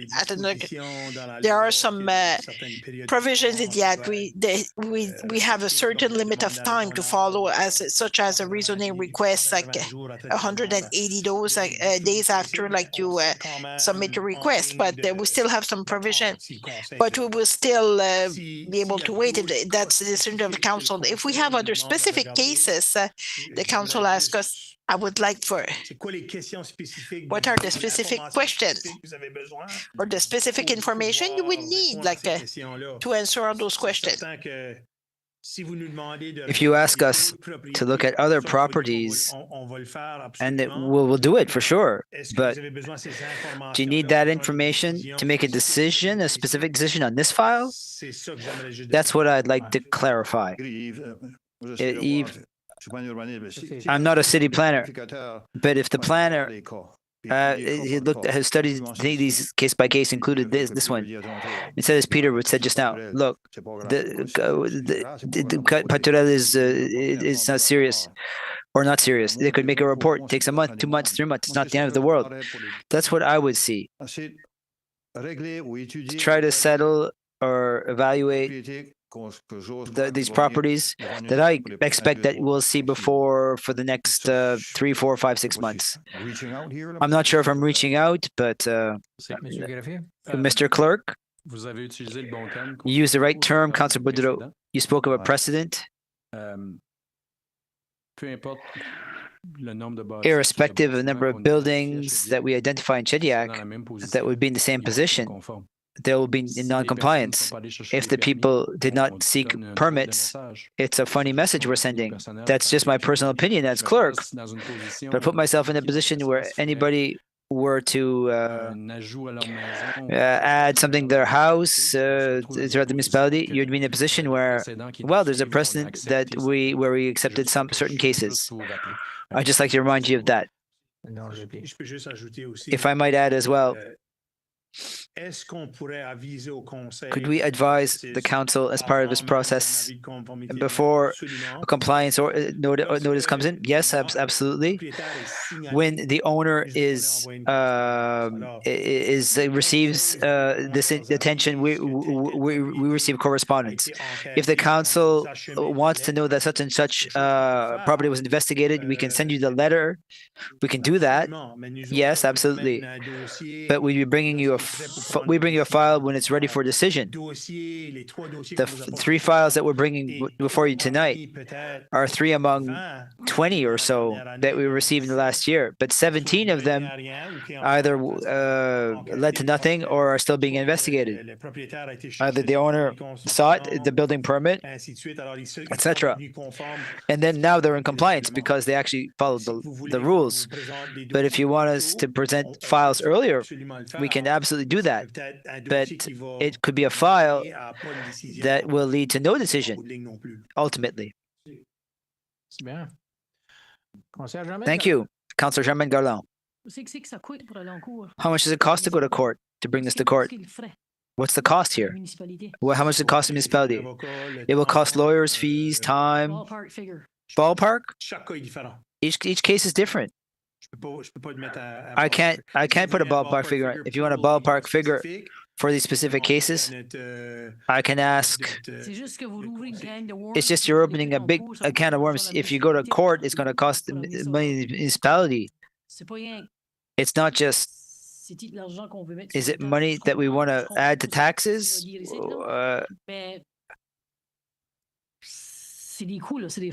This is a cost. It's lawyers' fees. Yes, I can't say otherwise. Then yes, that will cost municipality. So maybe there could be 40 in the town of Shediac. Thank you, Councillor McEnroy. Councillor McEnroy. I don't know if in these cases costs are possible to be assigned to the party found guilty. They would have to pay the costs, including the costs of the town. That might make them think twice about wanting to go to court, more so than us. The other thing is, as the town government, we know that historically there have been all kinds of Wild West building throughout, especially, well, in a lot of areas that I won't specifically mention. But Probably at some point we have to say we're a legitimate operation. We have specific bylaws. Most people abide by them. Some people who get to this point accept what the outcome is going to be. Some come and speak to us to try to convince us not to do in their file. The other two applicants, really, maybe if we're going to cave on this one, maybe we should defer the others, give them a chance to come in and tell us what's right about their project and why we should go against the people that we employ, who we pay to do the job, to bring these things before us. You know, sometimes it's uncomfortable to make a decision, but you have to make the right decision. If the people that are watching us are saying, are you kidding me? Person didn't apply for a permit. All they got to do is shove that building back 4 feet, which isn't a big deal. To digging their heels in and saying no, going to council, and council saying, that's okay. We'll waive everything and go ahead and leave it there. We know how hard our planners at 360 have worked to try and prevent this thing from coming here. There's obviously a wall that they couldn't penetrate. And for us, if it gets to this point and we say, well, we're not comfortable with doing it, let's do another investigation. Or what about those guys that are not before us in this circumstance? It's the same as all those people who speed down the highway and don't get caught. You can talk to your blue in the face about the RCMP officer, about all the people that passed you, and you get stopped. Well, it bears no significance to your situation. And this situation has to be dealt with on its own merit. And a refusal to move a building 4 feet back to comply and to get a permit to do it tells me something. And it also tells me that if we're reticent, reluctant, and hesitant to enforce our own bylaws, that sends a bad message to the town, to the residents of the town. Thank you. Thank you, Councillor McEnroy. And I understand, look, this is not a fun item on the agenda, you know, in that sense. Councillor Steves. Has there been any complaints on 10.1 by neighbors? Yes. Okay. I feel like 10.1 is a little bit different than 10.2 and 10.3, just for the fact that it's a storage area where the other ones look like they're, well, at least one of them has been lived in with no inspection or anything. Okay, that's all I was wondering, if there's any complaints. Yeah. If I'm not mistaken, I believe 2 of the 3 have been specific complaints that are received. One of them was an inspector driving by and noticing, and then investigated and then offered a notice to comply. Okay, thanks. Thank you. Conseiller Bertin. Merci, Thank you very much, Your Worship. 84 Robidoux Street, their garage that's there. There's an number 84 on it. It's much closer to the road than this building that we're talking about. And this is owned by the town. Next is the big lobster trap. It's close to the road. I don't understand the debate we're having. When the town does something, was the town able to get a permit to put that garage there? I can't answer that question. I don't have the information before me. Let me know. That's my point. If you ask me a specific question, I can get information. Yes, I can get you that information. But in the absence of that request, I won't speak to it. The town did it, and now I can tell you we're governed by the same rules. When we build something, we have to get the necessary permits, be it environmental permit, a Wawa permit, for example. We have to follow the same rules as citizens. If we didn't do it in certain cases, I can't speak to that. I wasn't there. But I can tell you that if ever a director says I'm building such and such thing and I didn't get a permit and the money's coming to us, I won't be pleased. We have to follow the same rules. We have to lead by example. I'd understood once Ça prenait qu'il y ait une Uh, maison sur un terrain pour You pouvoir needed a faire house, un a garage. home on the lot to place a garage. Is that the law? I'm not a planner. It's Plan 360 that would know. There are circumstances. I don't know. 84. Maybe the lot is separated from the street and it's bigger and it's attached with the same lot as the multifunctional center, etc. It could be storage for the tennis club. There are many reasons why it could have been accepted, but I can't tell you why. I don't have the information before me on that specific case. Thank you, Yves. We will inform ourselves. Mr. Clerk is indicating that according to the Plan 360 reports, end of April, no, June, end of May, from January to end of May, there were 68 building permits given in the town of Shediac, or granted in the town of Shediac. Only 68. It's a number. There are less in January, February, of course. It's cold. So we have a motion that was moved and seconded. I see there are no more questions. All those in favor shall say aye. Contrary-minded, nay. I'm going to do it where you with raise hands. If you vote yes, we're going to do the legal measures. All those in favor, raise your hands. 4, 5, 6. All those against. 1, 2, 3, 4, 5, 6.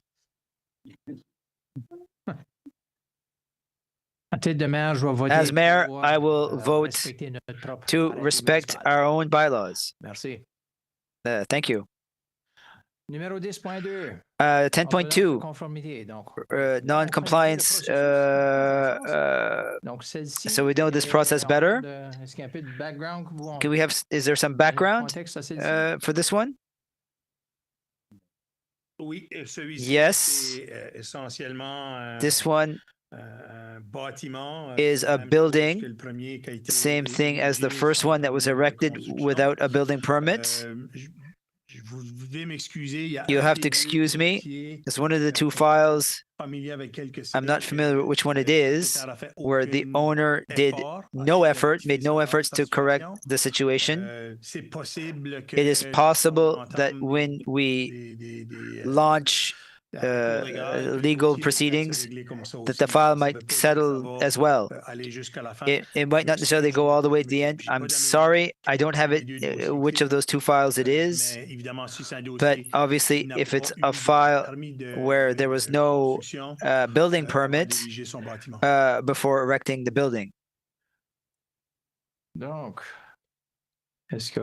So, would someone like to read it? Councillor Joël Després, 10.2, order to comply. PID 706-30884. Whereas the Southeast Regional Service Commission has exhausted its legal actions against the owners of the land identified by the PID 706-30884. Whereas it is up to the Municipal Council to authorize or not legal measures to force compliance with the bylaw. Therefore, be it resolved that the Municipal Council of the Town of Shediac authorizes the administration of municipality to initiate legal action against the owners of the land identified by the PID 706-30884. I so move. Moved by Councillor Joël Després, seconded by Deputy Mayor Sylvie Colette Boudreau. Any questions on this motion? Councillor Germaine Galland. Your Worship. Thank you, Your Worship. The photo, it looks like this man put it as if he was doing work on the land. Is it work that was being done on the land? They put that there because they want to do. It's not clear to me. Is it somebody? It's not clear if somebody lives there. Sometimes they put that on the land for the contractors. Is it something like that? It's a building that was. They do that everywhere where they have construction. Normally, If it's still mobile, if it's still on wheels, it's not a problem. But once the wheels are removed, it becomes a permanent structure. Thank you. They're not moving next week, basically. Councillor Peterborough, are there people living in there right now? I can't answer that question. So just now you mentioned that somebody was living in the other one? No, what I mentioned was one of the orders to comply that the owner did not answer to the order to comply or compliance notice. He didn't answer anything. He didn't say that I recognize it an infraction. I'm trying to work on it. I'll try to work with Plan 360 to rectify. It's one of the two, and I can't remember which. But it's not habitable. Either way, a building permit, it's not only for a habitable building. It can be accessory building or an outbuilding or a deck or any type of development permit that might exist. Within this context, they're also mentioning that they're development permit. There wasn't a development permit. So normally, to prepare some land requires permits as well. So to get water, and so how do you get water in if you didn't have permits? There's not necessarily water at that place. Initially, if you don't get a building permit, you shouldn't be connected to electricity either.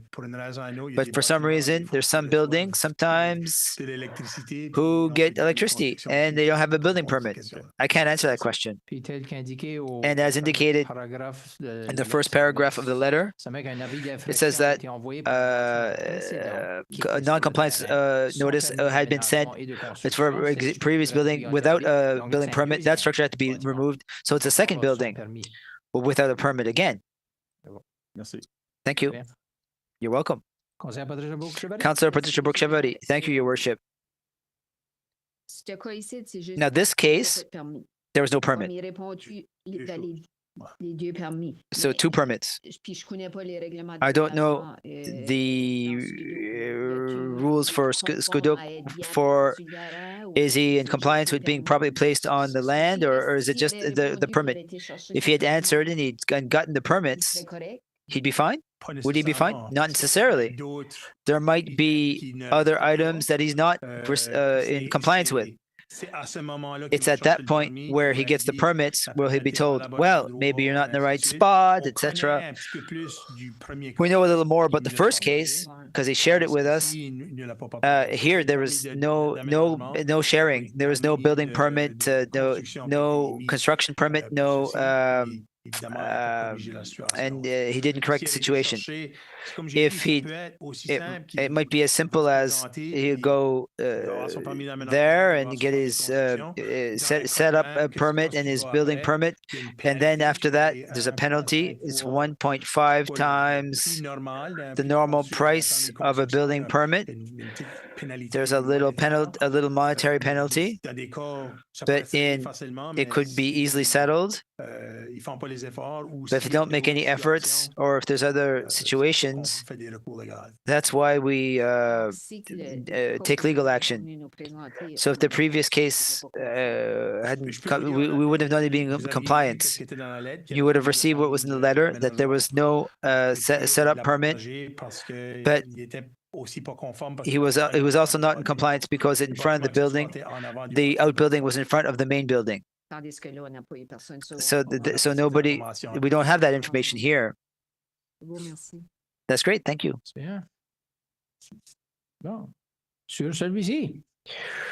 So for this one, all those in favor shall raise their hand.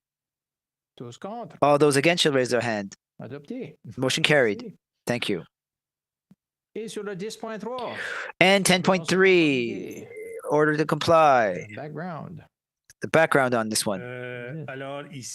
So here on Route 134, same situation. There wasn't a development permit that was requested and nor a building permit that was granted. So for that reason, the notice to comply was sent, was issued, and it will take a resolution on the part of the council to correct the situation as in the previous cases. Merci. Thank you. Est-ce que quelqu'un qui va faire la lecture? Would someone like to read it? Madame la maire suppléante. Madam Deputy Mayor. Merci, Monsieur le Maire. Thank you, Your Worship. Ordonnance de conformité. Order to comply, PID 7067-0849. Whereas the Southeast Regional Service Commission has exhausted its legal actions against the owners of the land identified by the PID 7067-0849, whereas it is municipal council, up to the municipal council to authorize or not legal measures to force compliance with the bylaw. Therefore, be it resolved that the municipal council of the town of Shediac authorizes the administration of the municipality to initiate legal action against the owners of the land identified by the PID 7067-0849. I so move. Moved by Deputy Mayor Sylvie Colette Boudreau, seconded by Conseillère Germaine Galland. Councillor Germaine Galland. Question. Questions? Sinon, tous en faveur, en diront oui. Otherwise, all those in favor shall say aye. Contre, non. Contrary-minded, nay. Adopté. Motion carried. Thank you. Aux affaires non terminées. So, unfinished business, 11.2, Maison Providence. En réponse à la This suite is in de la response présentation to their presentation. de la dernière réunion, l'avant-dernière réunion. The meeting before last, the last meeting actually. Donc, je sais pas si que quelqu'un voulait te donner un petit peu d'arrière-plan là-dessus. Would somebody like to give a background on this one? D'arrière-plan. I can offer a bit of background. Évidemment, le réseau de vie confort a mis par une The présentation Réseau de Vie Confort made a presentation quelques semaines a few weeks ago leur demande qui nous related envoyée, with respect to the application they sent last winter. évidemment, In donnent the des sommes letter, ou les montants, they mentioned amounts d'imposition, in terms of the tax base and programs, and they des incitatifs allude to financiers, financial incentives that the municipality has commercial. for commercial development. Mais évidemment, But c'est pas un développement obviously, commercial, it's c'est not commercial development. institution, It's an institution. soins. Alors, It's ça répond pas a care home. de ça. It doesn't meet those Alors, on a criteria. préparé, plus ou moins, So, un genre de we prepared réponse an à answer la lettre. to that letter. L'administration, je vais donner Staff la parole has done that. Jonathan I will qui va pass the mic to expliquer, Jonathan mais, Chevalier, who will on a explain cru it. bon que ça serait bon We thought it would be pour, wise to at least de traiter la question de cover the issue of the other incentives, so that the council can see what the financial impact would be, despite the fact that there's no program that exists. Also, in our answer,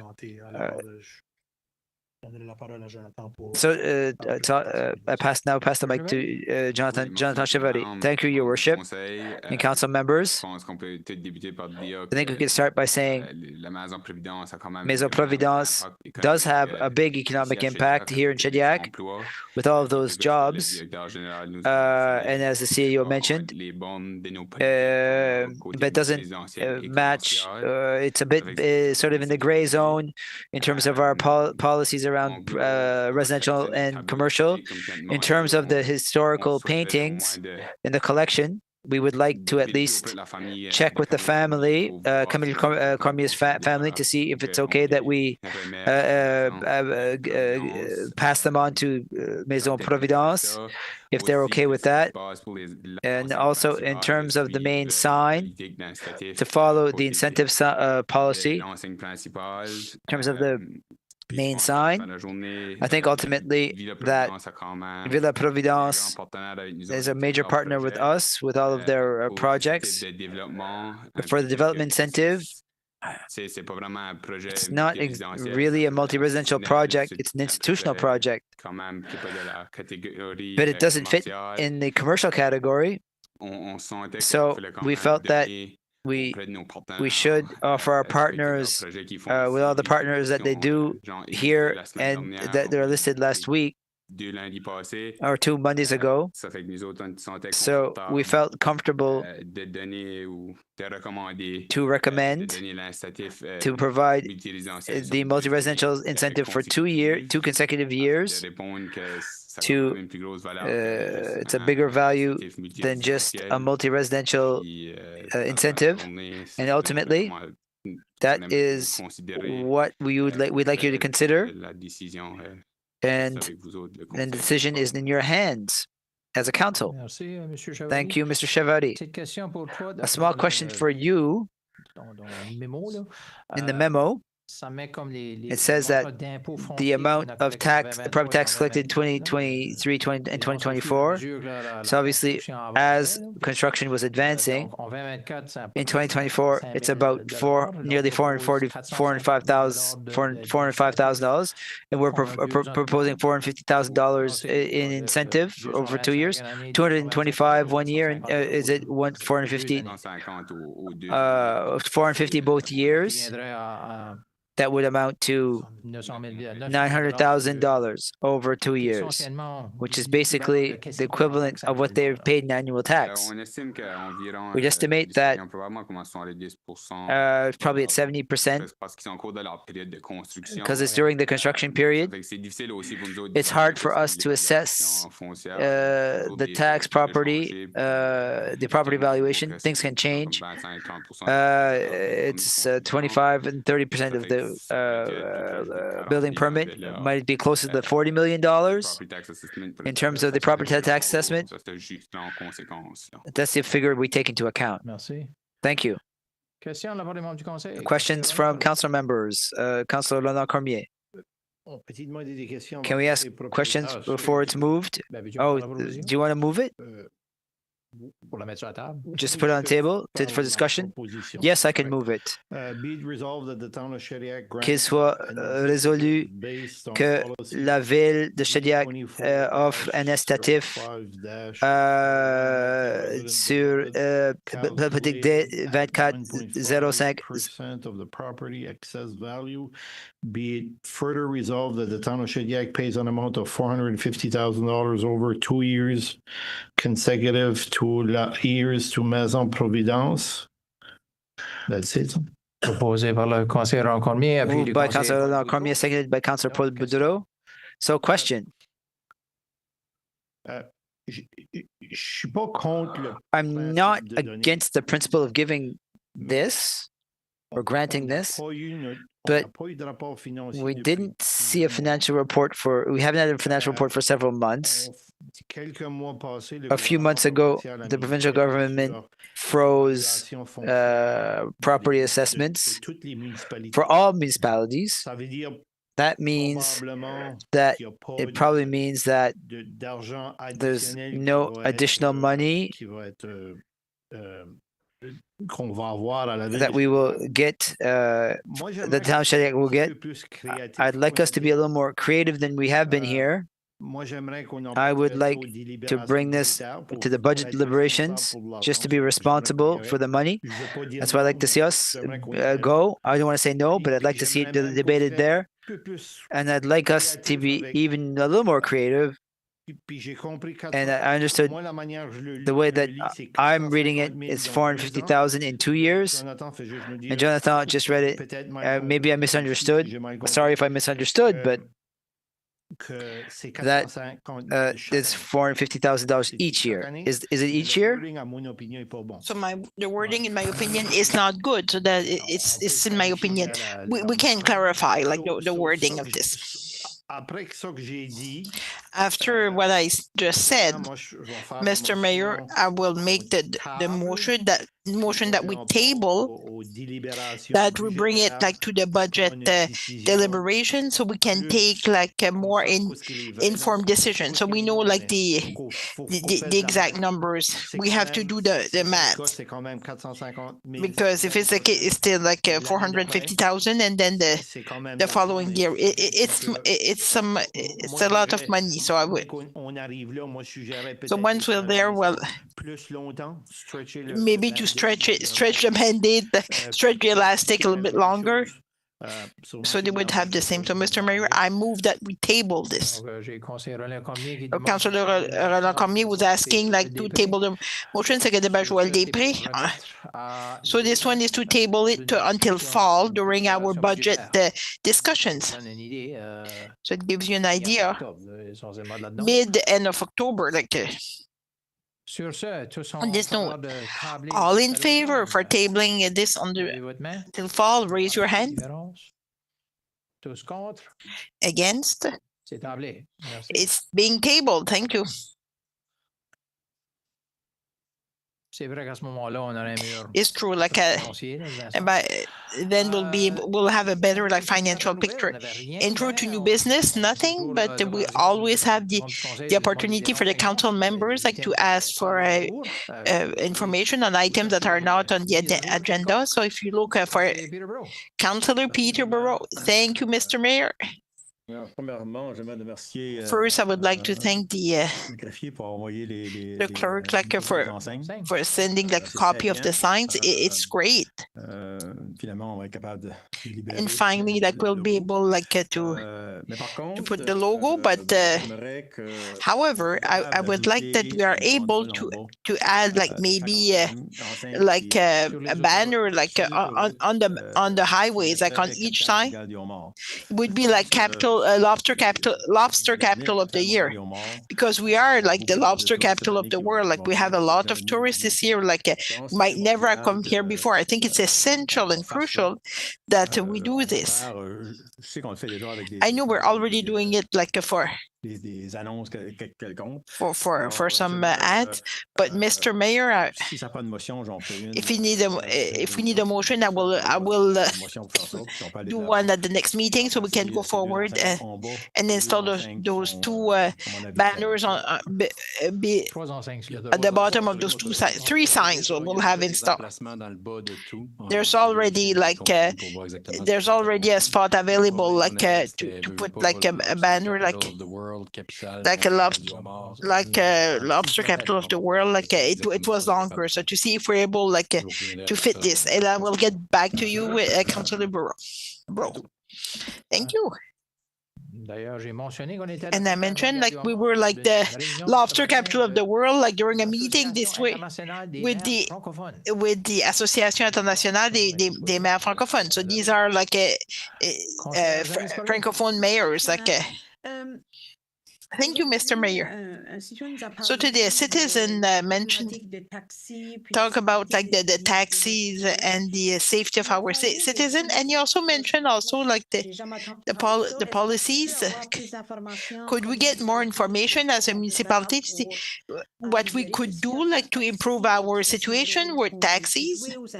Is it a role we can play, or is it a role we cannot play? So I would just to get more information to see what is the role of the town in terms of policies for taxis. First, I want to apologize for Councillor Bertin, because he had asked me a few weeks ago and we started to work on a letter and we forgot to Mr. Douaron showed up this I reminded me we have to contact our taxi companies. It was already in top of our mind, because what was mentioned during that meeting when Councillor Bertin mentioned it to us, trying to see what's being offered elsewhere, because Shediac has a different policy in terms of licenses. It's a bit difficult to impose conditions to people who want to offer services, but we can still try to collaborate with them. So it's being noted, and we will be working on this. Councillor Roland Cormier, thank you, Mr. Mayor. I have a few this evening. So the first one, I would like to ask Julie. Julie,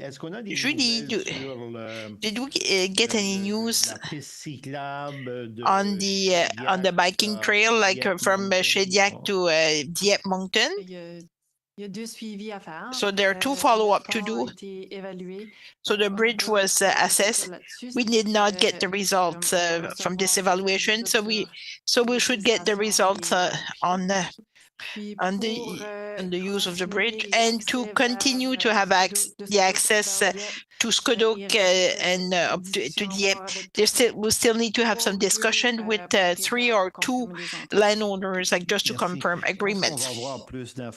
So when we have more information, could you maybe circulate this to the councillors? Thank you, please. So this file is piloted by the Service Commission, but we collaborate with them. But if they share any developments, we'll share them with you. But we can certainly ask like the RSC for some information. Thank you. Thank you.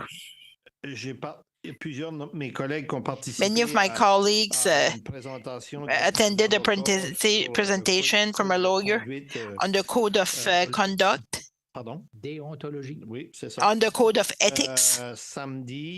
It was Saturday, so we were informed that I was not aware. That's why I'm bringing.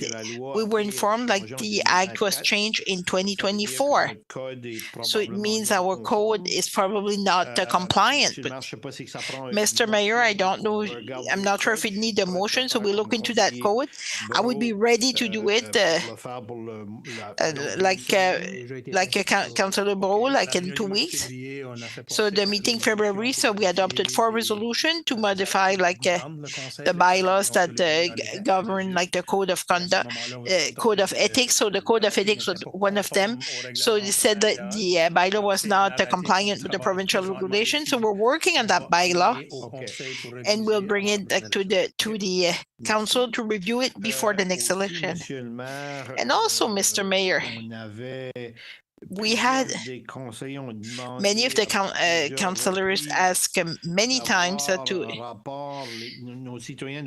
our citizens ask for reports. I'm convinced like the bylaw officer is busy.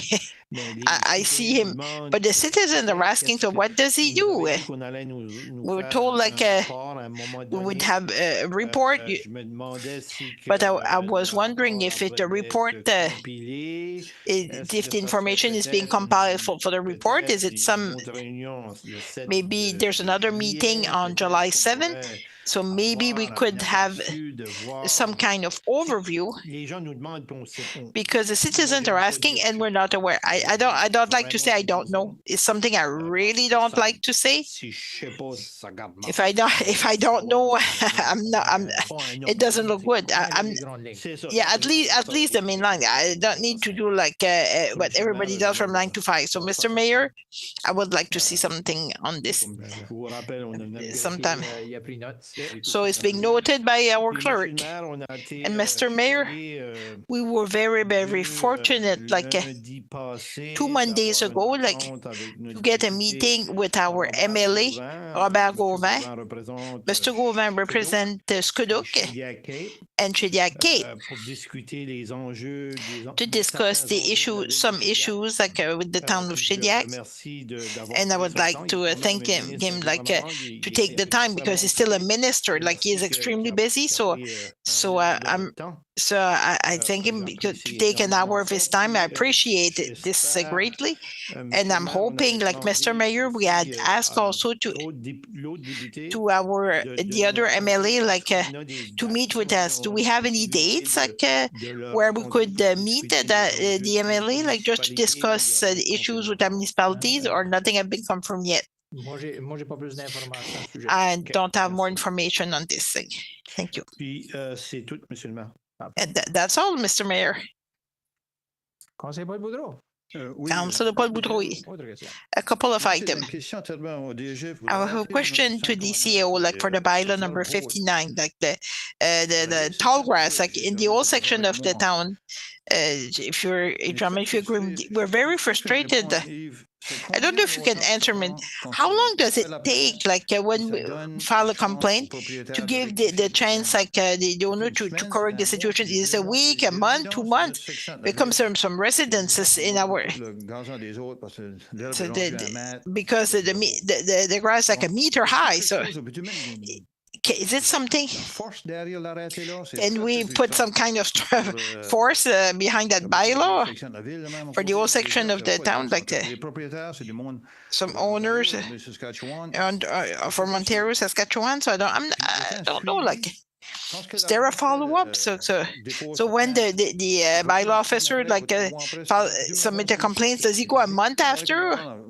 We'll talk like I don't like to say I don't know. Like on peut pas passer dans toutes les rues de la ville pour we savoir. can not go like to all streets of the town, like to see if we need official complaints. Like if we do not have complaint, we cannot say Claude like to.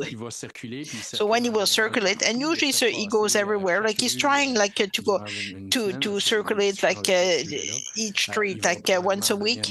First he will give a notice if it's a first notice. If it's a second notice, well, it seems to be more serious, and he will go.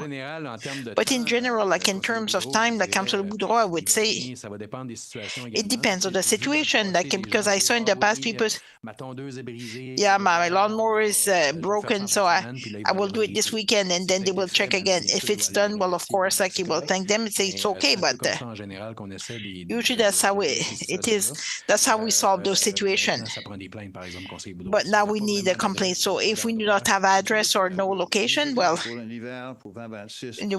2026, maybe like in this bylaw, because it's ridiculous. Like, Non, mais je comprends votre point, conseiller Boudreau. I understand like your point, I can check, but the bylaw is talking about a certain height. Puis c'est évident lorsqu'on a des gazons plus It's quite obvious when we have faut pas oublier dans un sens que dans les taller lawn, like in the last couple of years, the no more May, like yes, we are in mid-June, but it seems to be a little bit more important. So listen, like we could look at the bylaw.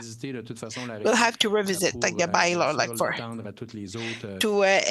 to expand it like to the other LSTs who joined Shediac over the last couple of years. As a penalty, like the bylaw, it's only fines. It will not encourage the person. We cannot send them to jail. They will not be put to jail. It's subject to fine, and if the person does not comply, it's action. So that's the bylaw. I'm reading it like in the same policies like that is in most municipalities. Like the bylaw officers like will go around. They will give some notices. Usually it's fines. That will be the last action. So there's not much else that can be done. Not that you say wouldn't be acceptable in other parts of the town. I have to want to be honest, wouldn't be acceptable in other parts of the town. That what's happening in our section in the town. And the other. I understand that you reviewed like the policy and the code of conduct.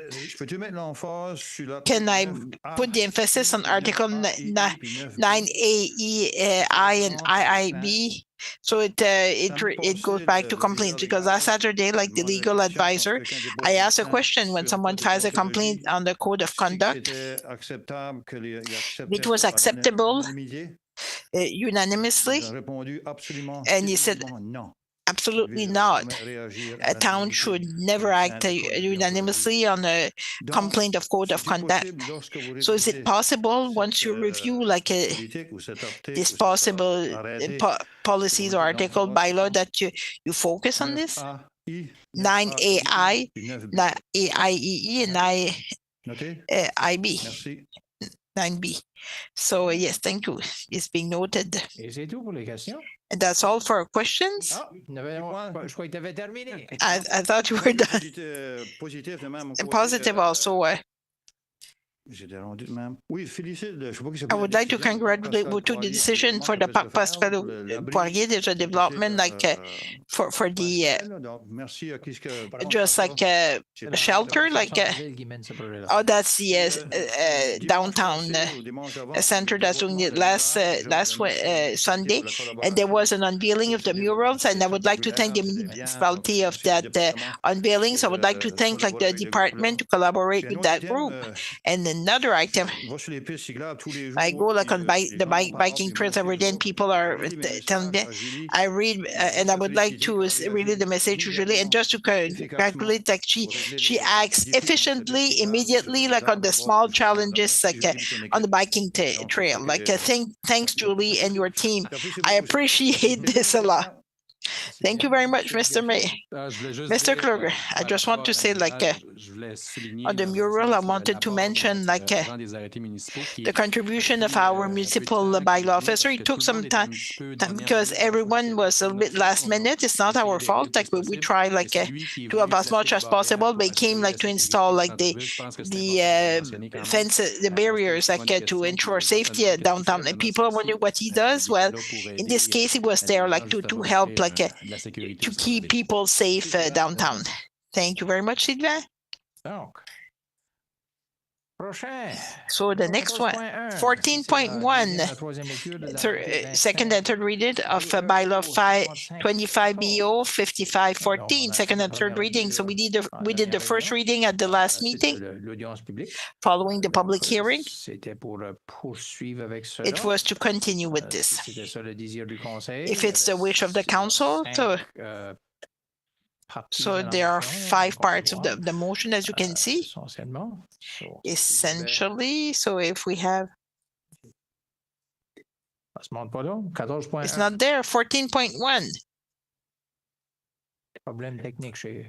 I think it's a technical problem, Councillor Cormier. 14.1. Donc, sur ça, j'aurais besoin de quelqu'un pour en faire. Please note, I would need someone to do the readings. Madame la suppléante. Mrs. Deputy Mayor. So 14.1 bylaw by 25-BEO-55-14, second and third reading. Be it resolved that bylaw 25-BEO-55-14, a bylaw amending the Beaubassin West Rural Plan, number 16-BEO-055 of the town of Shediac, be read a third time by its title. Moved by Sylvie Colette Boudreau, seconded by Councillor Germaine Galland. Questions on the motion? Is it the one we delayed that came back because we needed, like, some more information? Do you want to give those information? Please. Essentially, well, it's... There was a citizen that wanted, like, to share some details, and I think he sent us an email. You have received all those information, and within the request, correct me if I'm wrong, there was some information that were shared, like, from coming from the owner, and usually, like, in the public hearing, the owner has a certain time to answer, like, those concerns. I think that was his intent, like, due to the fact of the documentation that was included. And this evening, we also have Mr. Florent. And Mr. Florent can answer to pretty much any question. And I know the last discussion that we had focused on the access to the roads. I wanted just to remind the council, like, the issue for access is different than the zoning request. So these are 2 completely separate files. So for now, the owner is asking if the council would like to consider, like, the buildings or housing building, or the addition to the housing unit to the property that only allows 1 unit, like, for his employees. All the other criteria required, like, before, like, a permit is issued, even there's a bylaw being adopted, it has to be answered, like, either, like, access for the fire truck, a question from the Department of Environment, like, for water, sewer. All those questions will need, like, to be compliant before, like, a permit be issued. In a perfect world, I would say, like, those questions would need to be answered before, but it's not, like, the mechanism, like, in the province of New Brunswick. So the mechanism is that an owner does ask for a rezoning request, and then some conditions has to be followed. And if the owner does not meet those conditions, he cannot get, like, a building permit. if the owner starts a construction without a permit, I think we had like a long discussion on the mechanism, like not the province, but the municipality can use to in a case like that. And Plan 360 is here like to answer some questions concerning like the rezoning requests, and if you have any other question, we'll answer them to the best of our capacity. So thank you for the Councillor Alacormier. Thank you, Mr. Mayor. Can I get speak to Mr. Florent, like the planner from Plan 360? Bonsoir. Laurent Valade, good evening. So the document 14, like servitude.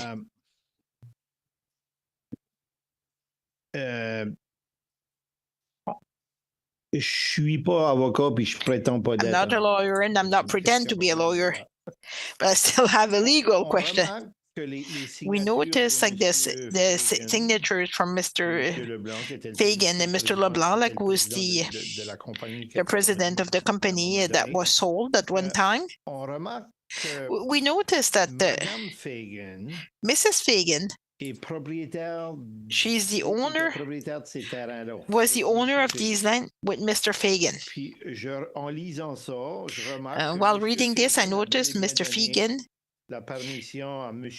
gave permission to Mr. LeBlanc before him. Then Mr. LeBlanc, Mr. Fagan gave the permission like to the applicant here the same, but Mrs. Fagan never gave like the authority or the permission. Legally talking, like speaking, like in 2025, can a man talk on behalf of a woman now? Or for this introduction, I'm not a lawyer, and legal documents like require a legal interpretation, and that's an interpretation I cannot do as a planner. No, that's okay. No, that's okay. You don't, and I don't know. So, Mr. Mayor, a rezoning is one thing, but a rezoning on, and I know like Mr. CEO seems to be, we should not take this into consideration, but a rezoning on an access, a private access, to get to a residence. We have several in the municipality of Shediac.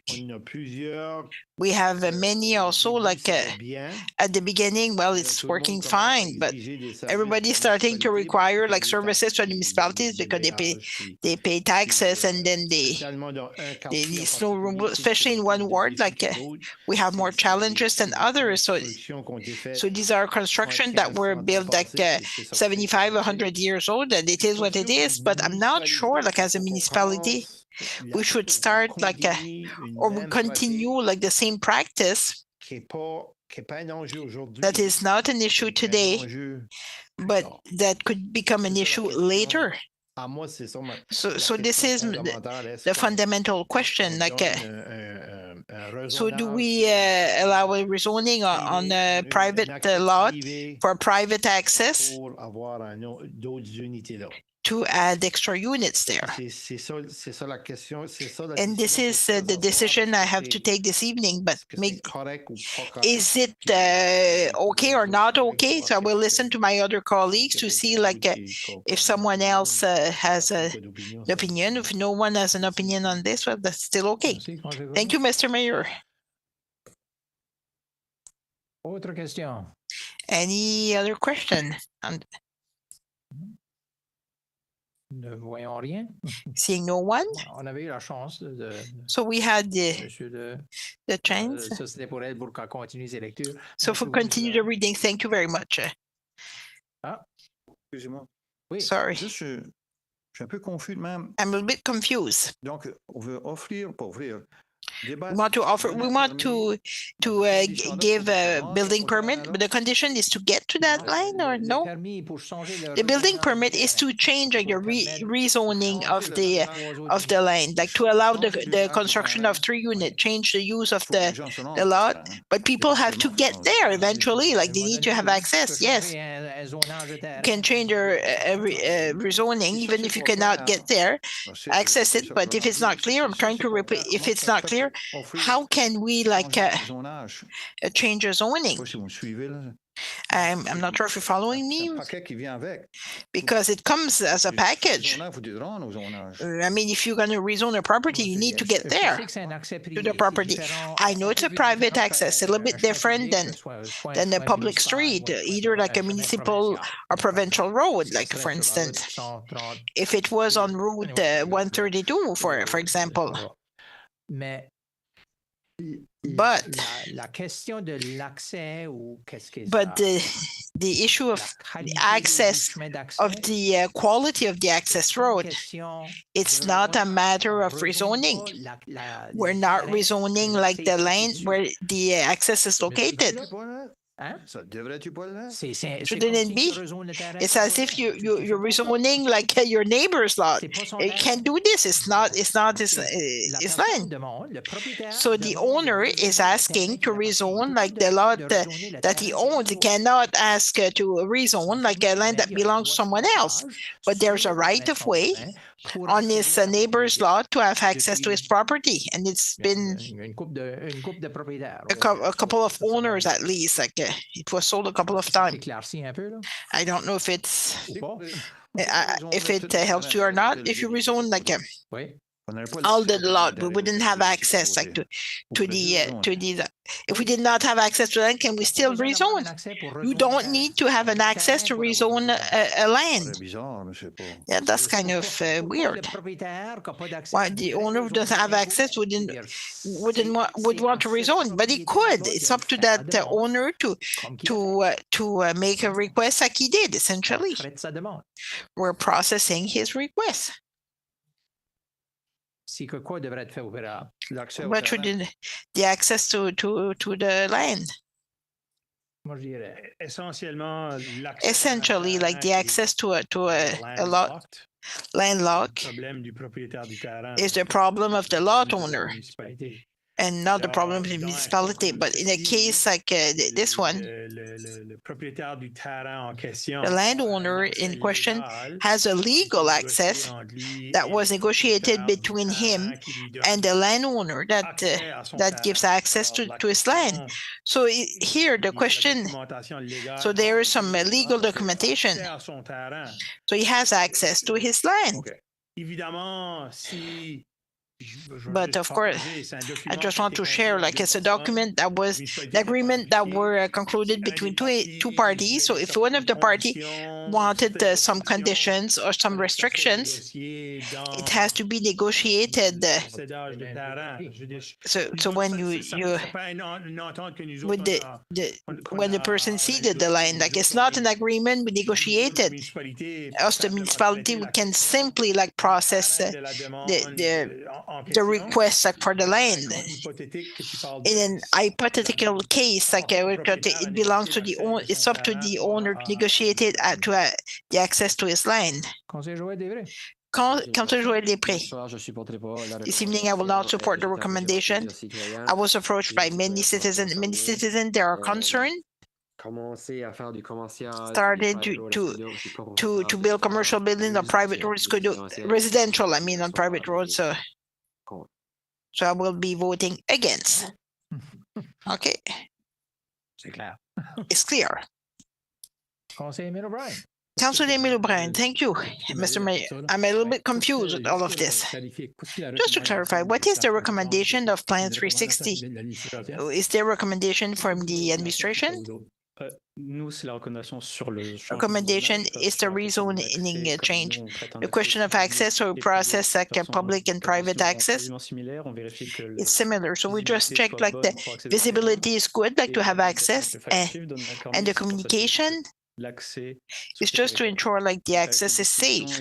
So with the discussions I had for the addition of a cul-de-sac for 10 meters diameter, and there's also the issue if the integrity of the road is sustainable, like for firefighting equipment, and it's something we cannot confirm. So it's up to the fire chief to go on site and check this.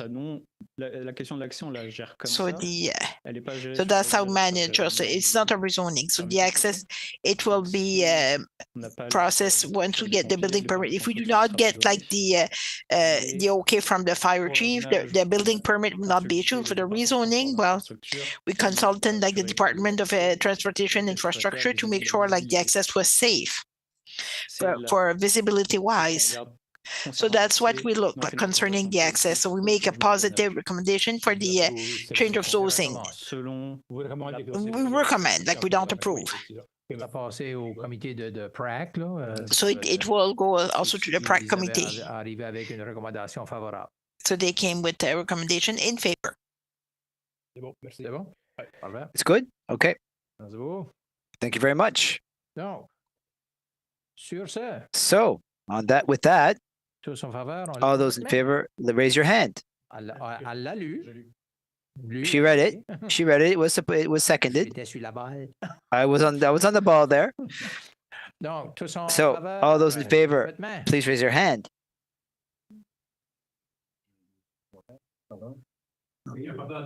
In favor of rezoning, en faveur du rezonage. All those in favor of rezoning, raise your hand. Trois.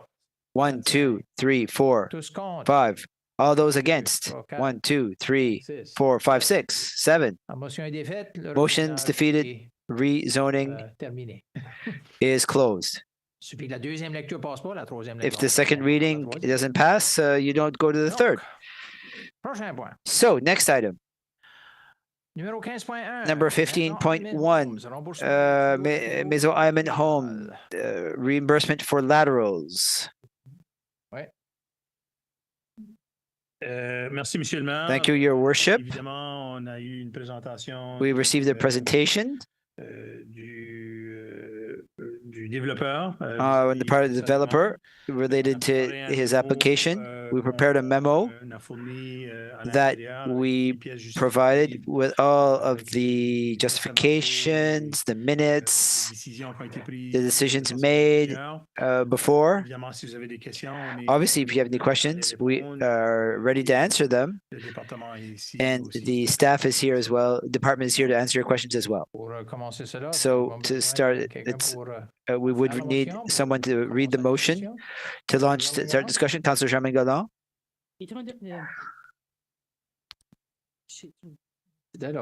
Maison AML Home. Maison AML Home storm sewer lateral reimbursement. Whereas the storm sewer connections were required by the municipal standards of the town of Shediac in effect at the time of the Domaine Beausejour subdivision was approved and reinforced by bylaw number 65, which requires adequate storm sewer connection for all properties. Therefore, be it resolved that the municipal council of the town of Shediac accepts the recommendation of the administration not to approve Maison AML Home's request for a reimbursement of unused storm sewer connections installed during the construction of Domaine Beausejour. I also move, Your Worship. Moved by Councillor Germain Galland, seconded by Deputy Mayor Sylvie Colette Boudreau. Any questions on this motion? Councillor Paul Boudreau. What's the amount? The amount is $39,674.82. Okay, I'm just trying to qualify this a bit. I was looking at the minutes of the previous meetings. We were accepting things, not accepting things. We're accepting some things. We're accepted, not. And why here are we not accepting it? Why are you recommending that we don't accept it? I think that the recommendation at the time was always to not accept it. The director of municipal operations at the time recommended that they be installed. So I think that the quotes at the time inquired it. So we have to respect the recommendation made previously, but it's up to the council if they do want to grant those amounts or that reimbursement as they had done in previous times that was brought before council. I won't accept. Thank you. Next, Councillor Ronald Cormier. Thank you, Your Worship. I wasn't there when the train started. The train.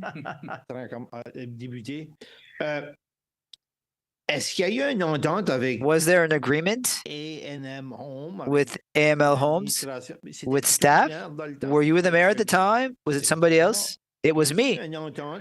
Was there an agreement with Mr.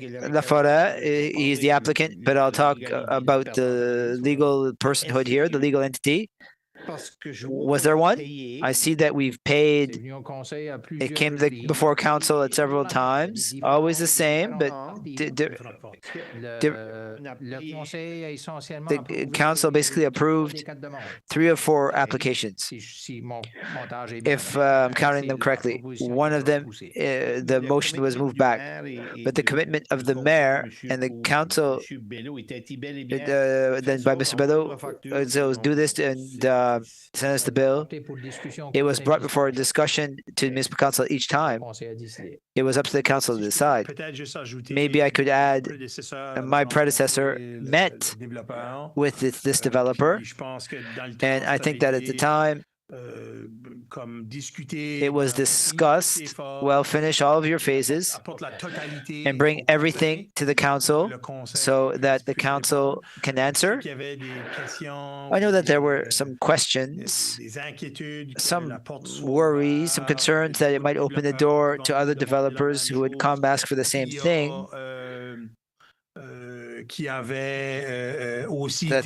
Who had also been asked to put in laterals. But as the developer shared tonight, on a prior basis, he came to ask the council for a discussion. I can't speak to it more than that. We weren't there at the time, but the council at some point decided to reimburse him, and it didn't give him the last reimbursement, as the minutes reflect. I know some people around the table who were part of the discussion. I see this in another way.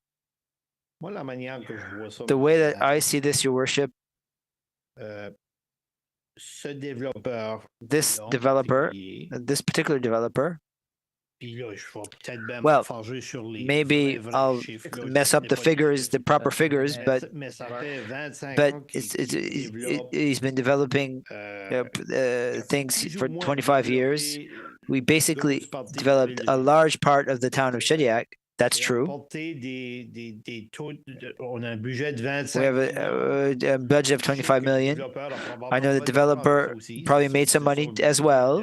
That's the objective as of a developer.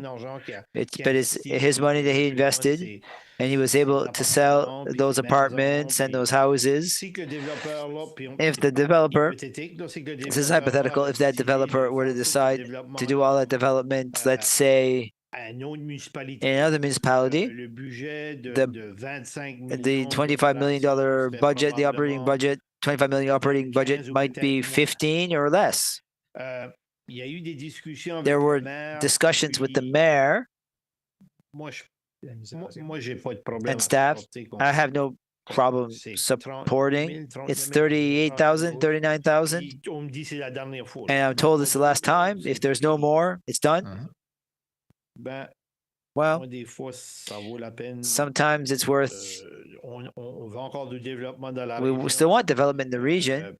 It's not a big expense against the when compared against the possibility that you might get less investment.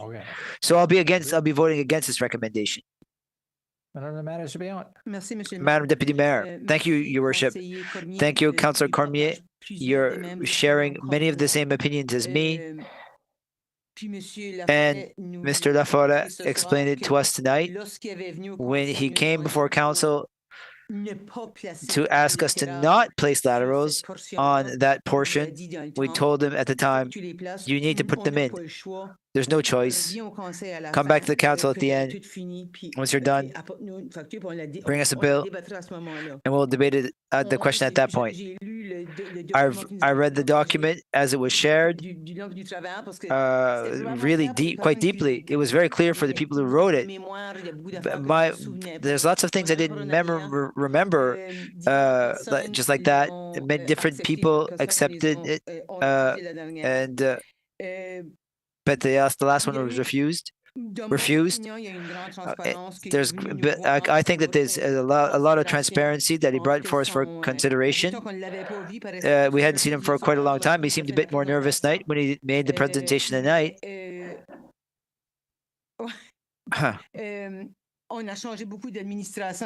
Staff has changed a lot since then. For the same reasons as Councillor Cormier, I have to refuse the staff's recommendation and accept the amount requested by our builder, the builder of Shediac. Let's not forget that. As Mr. Cormier said, I hope that the council members around the table would share the same opinion as us, as we too. Yeah. As the two of us, rather. Thank you. Councillor Janice Cormier. Thank you, Your Worship. I do remember the situation a bit in terms of how we voted and didn't vote, but I have some challenge going against staff that's probably done research. Don't take anything away from Mr. Laforêt and what he's done for the town, but we shouldn't make a decision based on what Mr. Laforêt did for the town. There are policies, there are regulations, there are bylaws. It's like having a permit, no permit. The application was to get laterals. They were put in. To say that they're never used, I'm not sure if it's the project, if it's, so we change the type of houses on that project. Is that why laterals are no longer needed? I know that there was a project that was doing for laterals. Normally, the street comes before development, that typically the services are installed at that point. In this case, the developer, well, he was going to develop the properties. Normally, he would put in the houses to be sold or created multi-family dwellings. That's why it would have been necessary to put in the storm sewer laterals. But in this context, he already knew it was going to be built. That's not always the case in developments. I can't tell you why staff recommend this.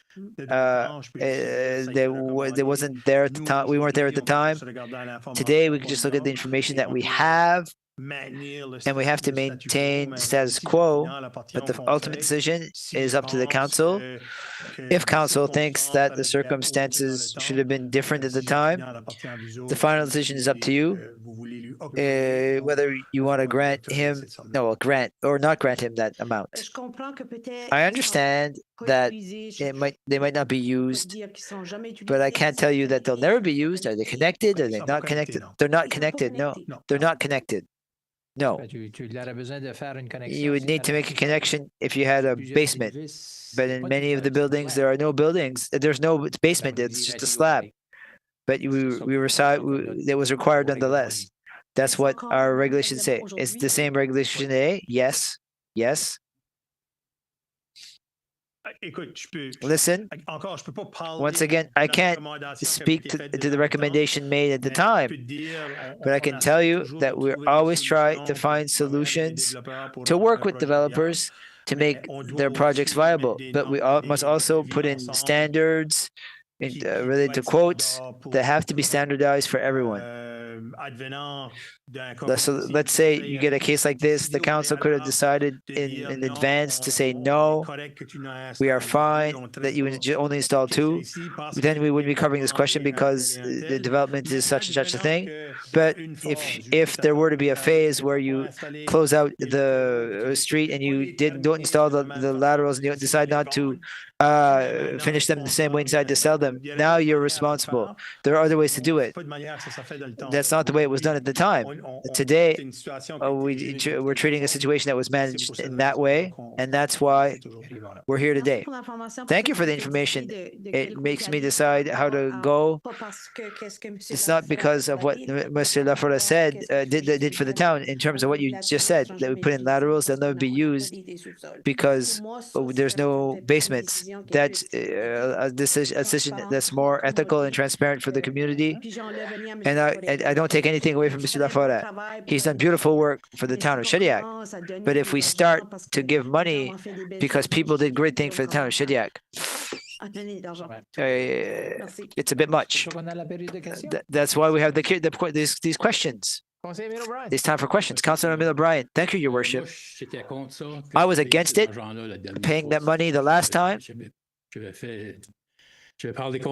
I spoke against it. It was voted against. Yes, Mr. Lafora has done great work in the town of Shediac, but it was his job. He did his job. He built many buildings in the town of Shediac. But to go give him taxpayer money and nearly $40,000 just to be able to say that he did a good job, I don't find that right. The bylaws are there. How can you put this? The bylaws are there, they're in place, and we have to follow them. It's not anybody's fault that he decided to not put basements. He put the buildings in on a slab. He still had to put the laterals in. And we still decided at that point to not pay the laterals that were used. I'm still of the same opinion. I will not be following the recommendation of the town to pay that amount. I'm against it, as I was 3 years ago. And one other thing I'd just like to mention, this question was brought before us 3 years ago. Why wouldn't we decided against it? Why is it back again before us again? It's not the same place. It's another section of the development. We said yes to some sections. For one section, we said no, and this is for another section. My opinion still does not change. I don't support it. And Janice and whoever else who votes against it. Thank you, Councillor O'Brien. Councillor Patricia Brooke-Chevalier. Thank you, Your Worship. So I'm not sure in which minutes I'm looking at this, but there was an application that we accepted because it was recommended by staff because the work was done recently. Well, I don't see why we accepted it because it was done recently, and the others we didn't accept them. Well, the other decisions were made in 2021, 2022. That's where I'm going with this. Councillor Cormier spoke that the regulation was there and is still there at the time and is still there now. So we did accept to reimburse them at some point. I don't remember which year, but if I might specify, in terms of staff, we were recommending the installation of those pipes. If the council wants to see to a reimbursement to reimburse something that wasn't used, it's up to the council. That's simply what we're saying. It's a council decision if they want to have that reimbursed, but as staff, we require that they be installed. Our recommendation is not to reimburse them. So I know that most of you weren't here at the time. We required that he do it. But is it in the bylaw? It's in the quotes and standards. How to build a house, basically. How to build a street, basically. Thank you. Okay. Councillor Peter Bro. Thank you, Your Worship. I find the situation did mismanage from the start. I know it put staff in a bad position now. They have to base themselves on what was done in the past. I think that Mr. Lafora, to put in laterals that were never used, I understand that it was part of the bylaws. I don't find it makes a lot of sense. I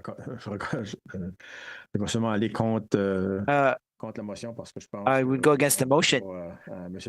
I think we owe it to Mr. Lafora because we mismanaged this file.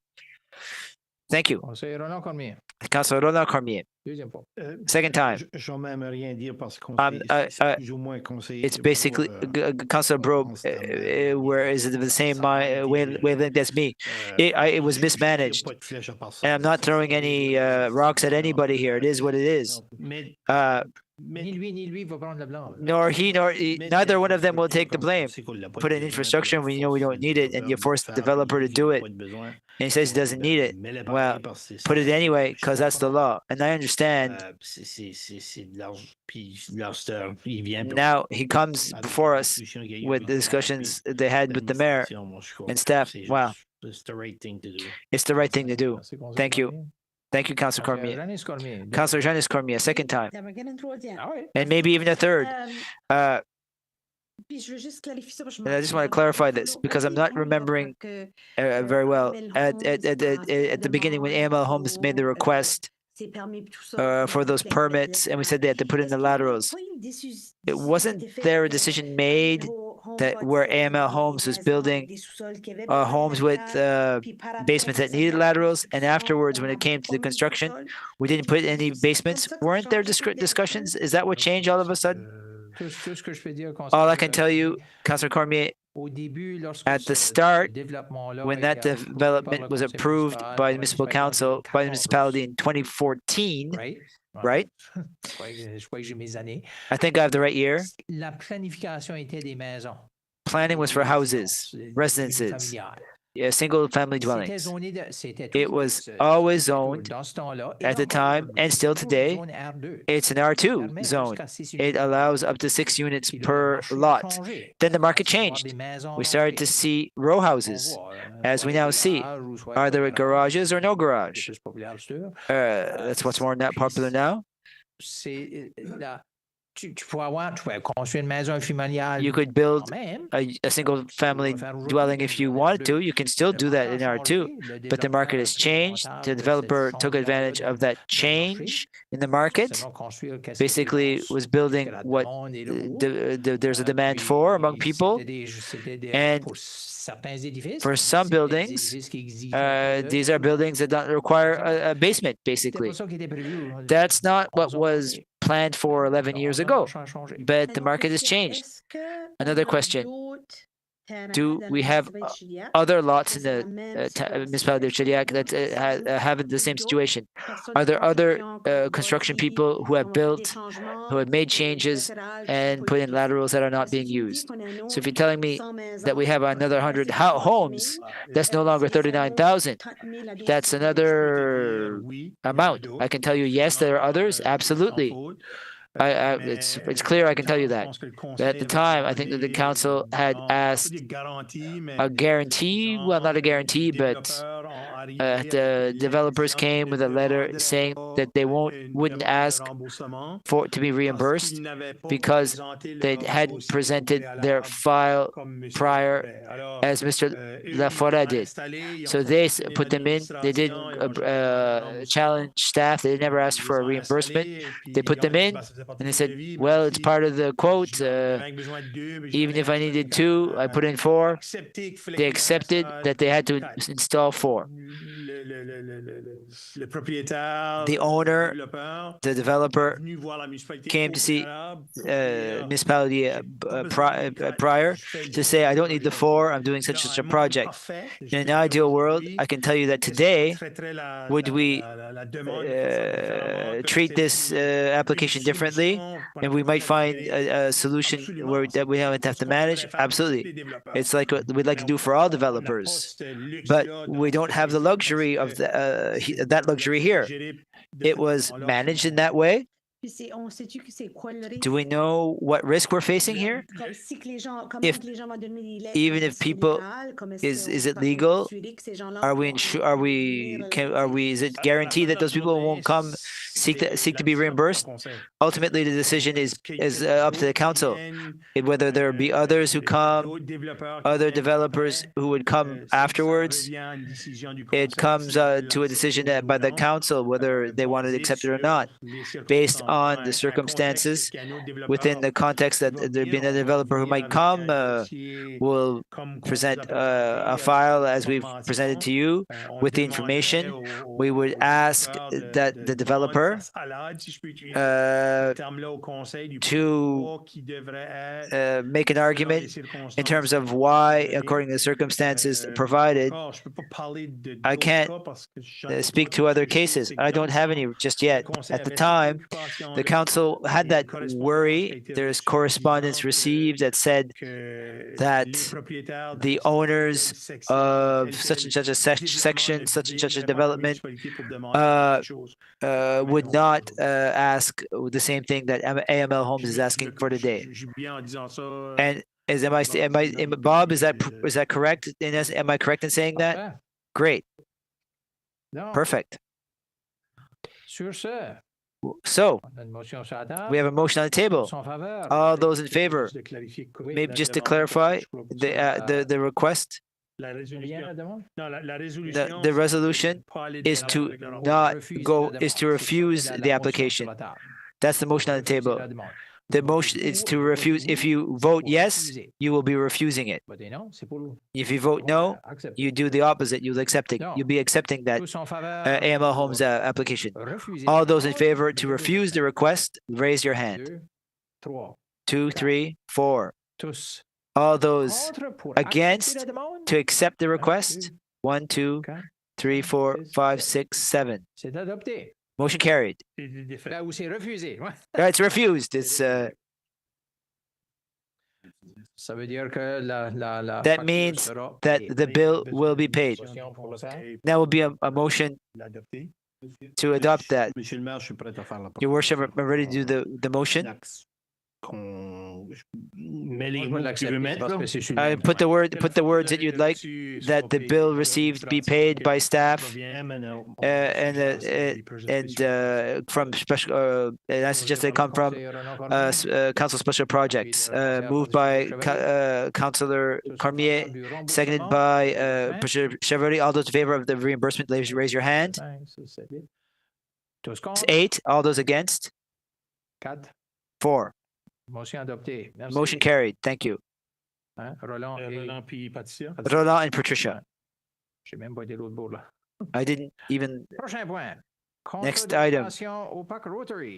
Rental agreement, Rotary Park. I'll have Jonathan speak this one. We put out an RFP for buildings, and someone wants to develop something there. So I'll let Jonathan share the details. So we did an RFP for the Rotary Park for the turquoise building. People knew it as Paddle Shack. So we wanted to make sure to provide nautical services to the town of Shediac and Rotary Park.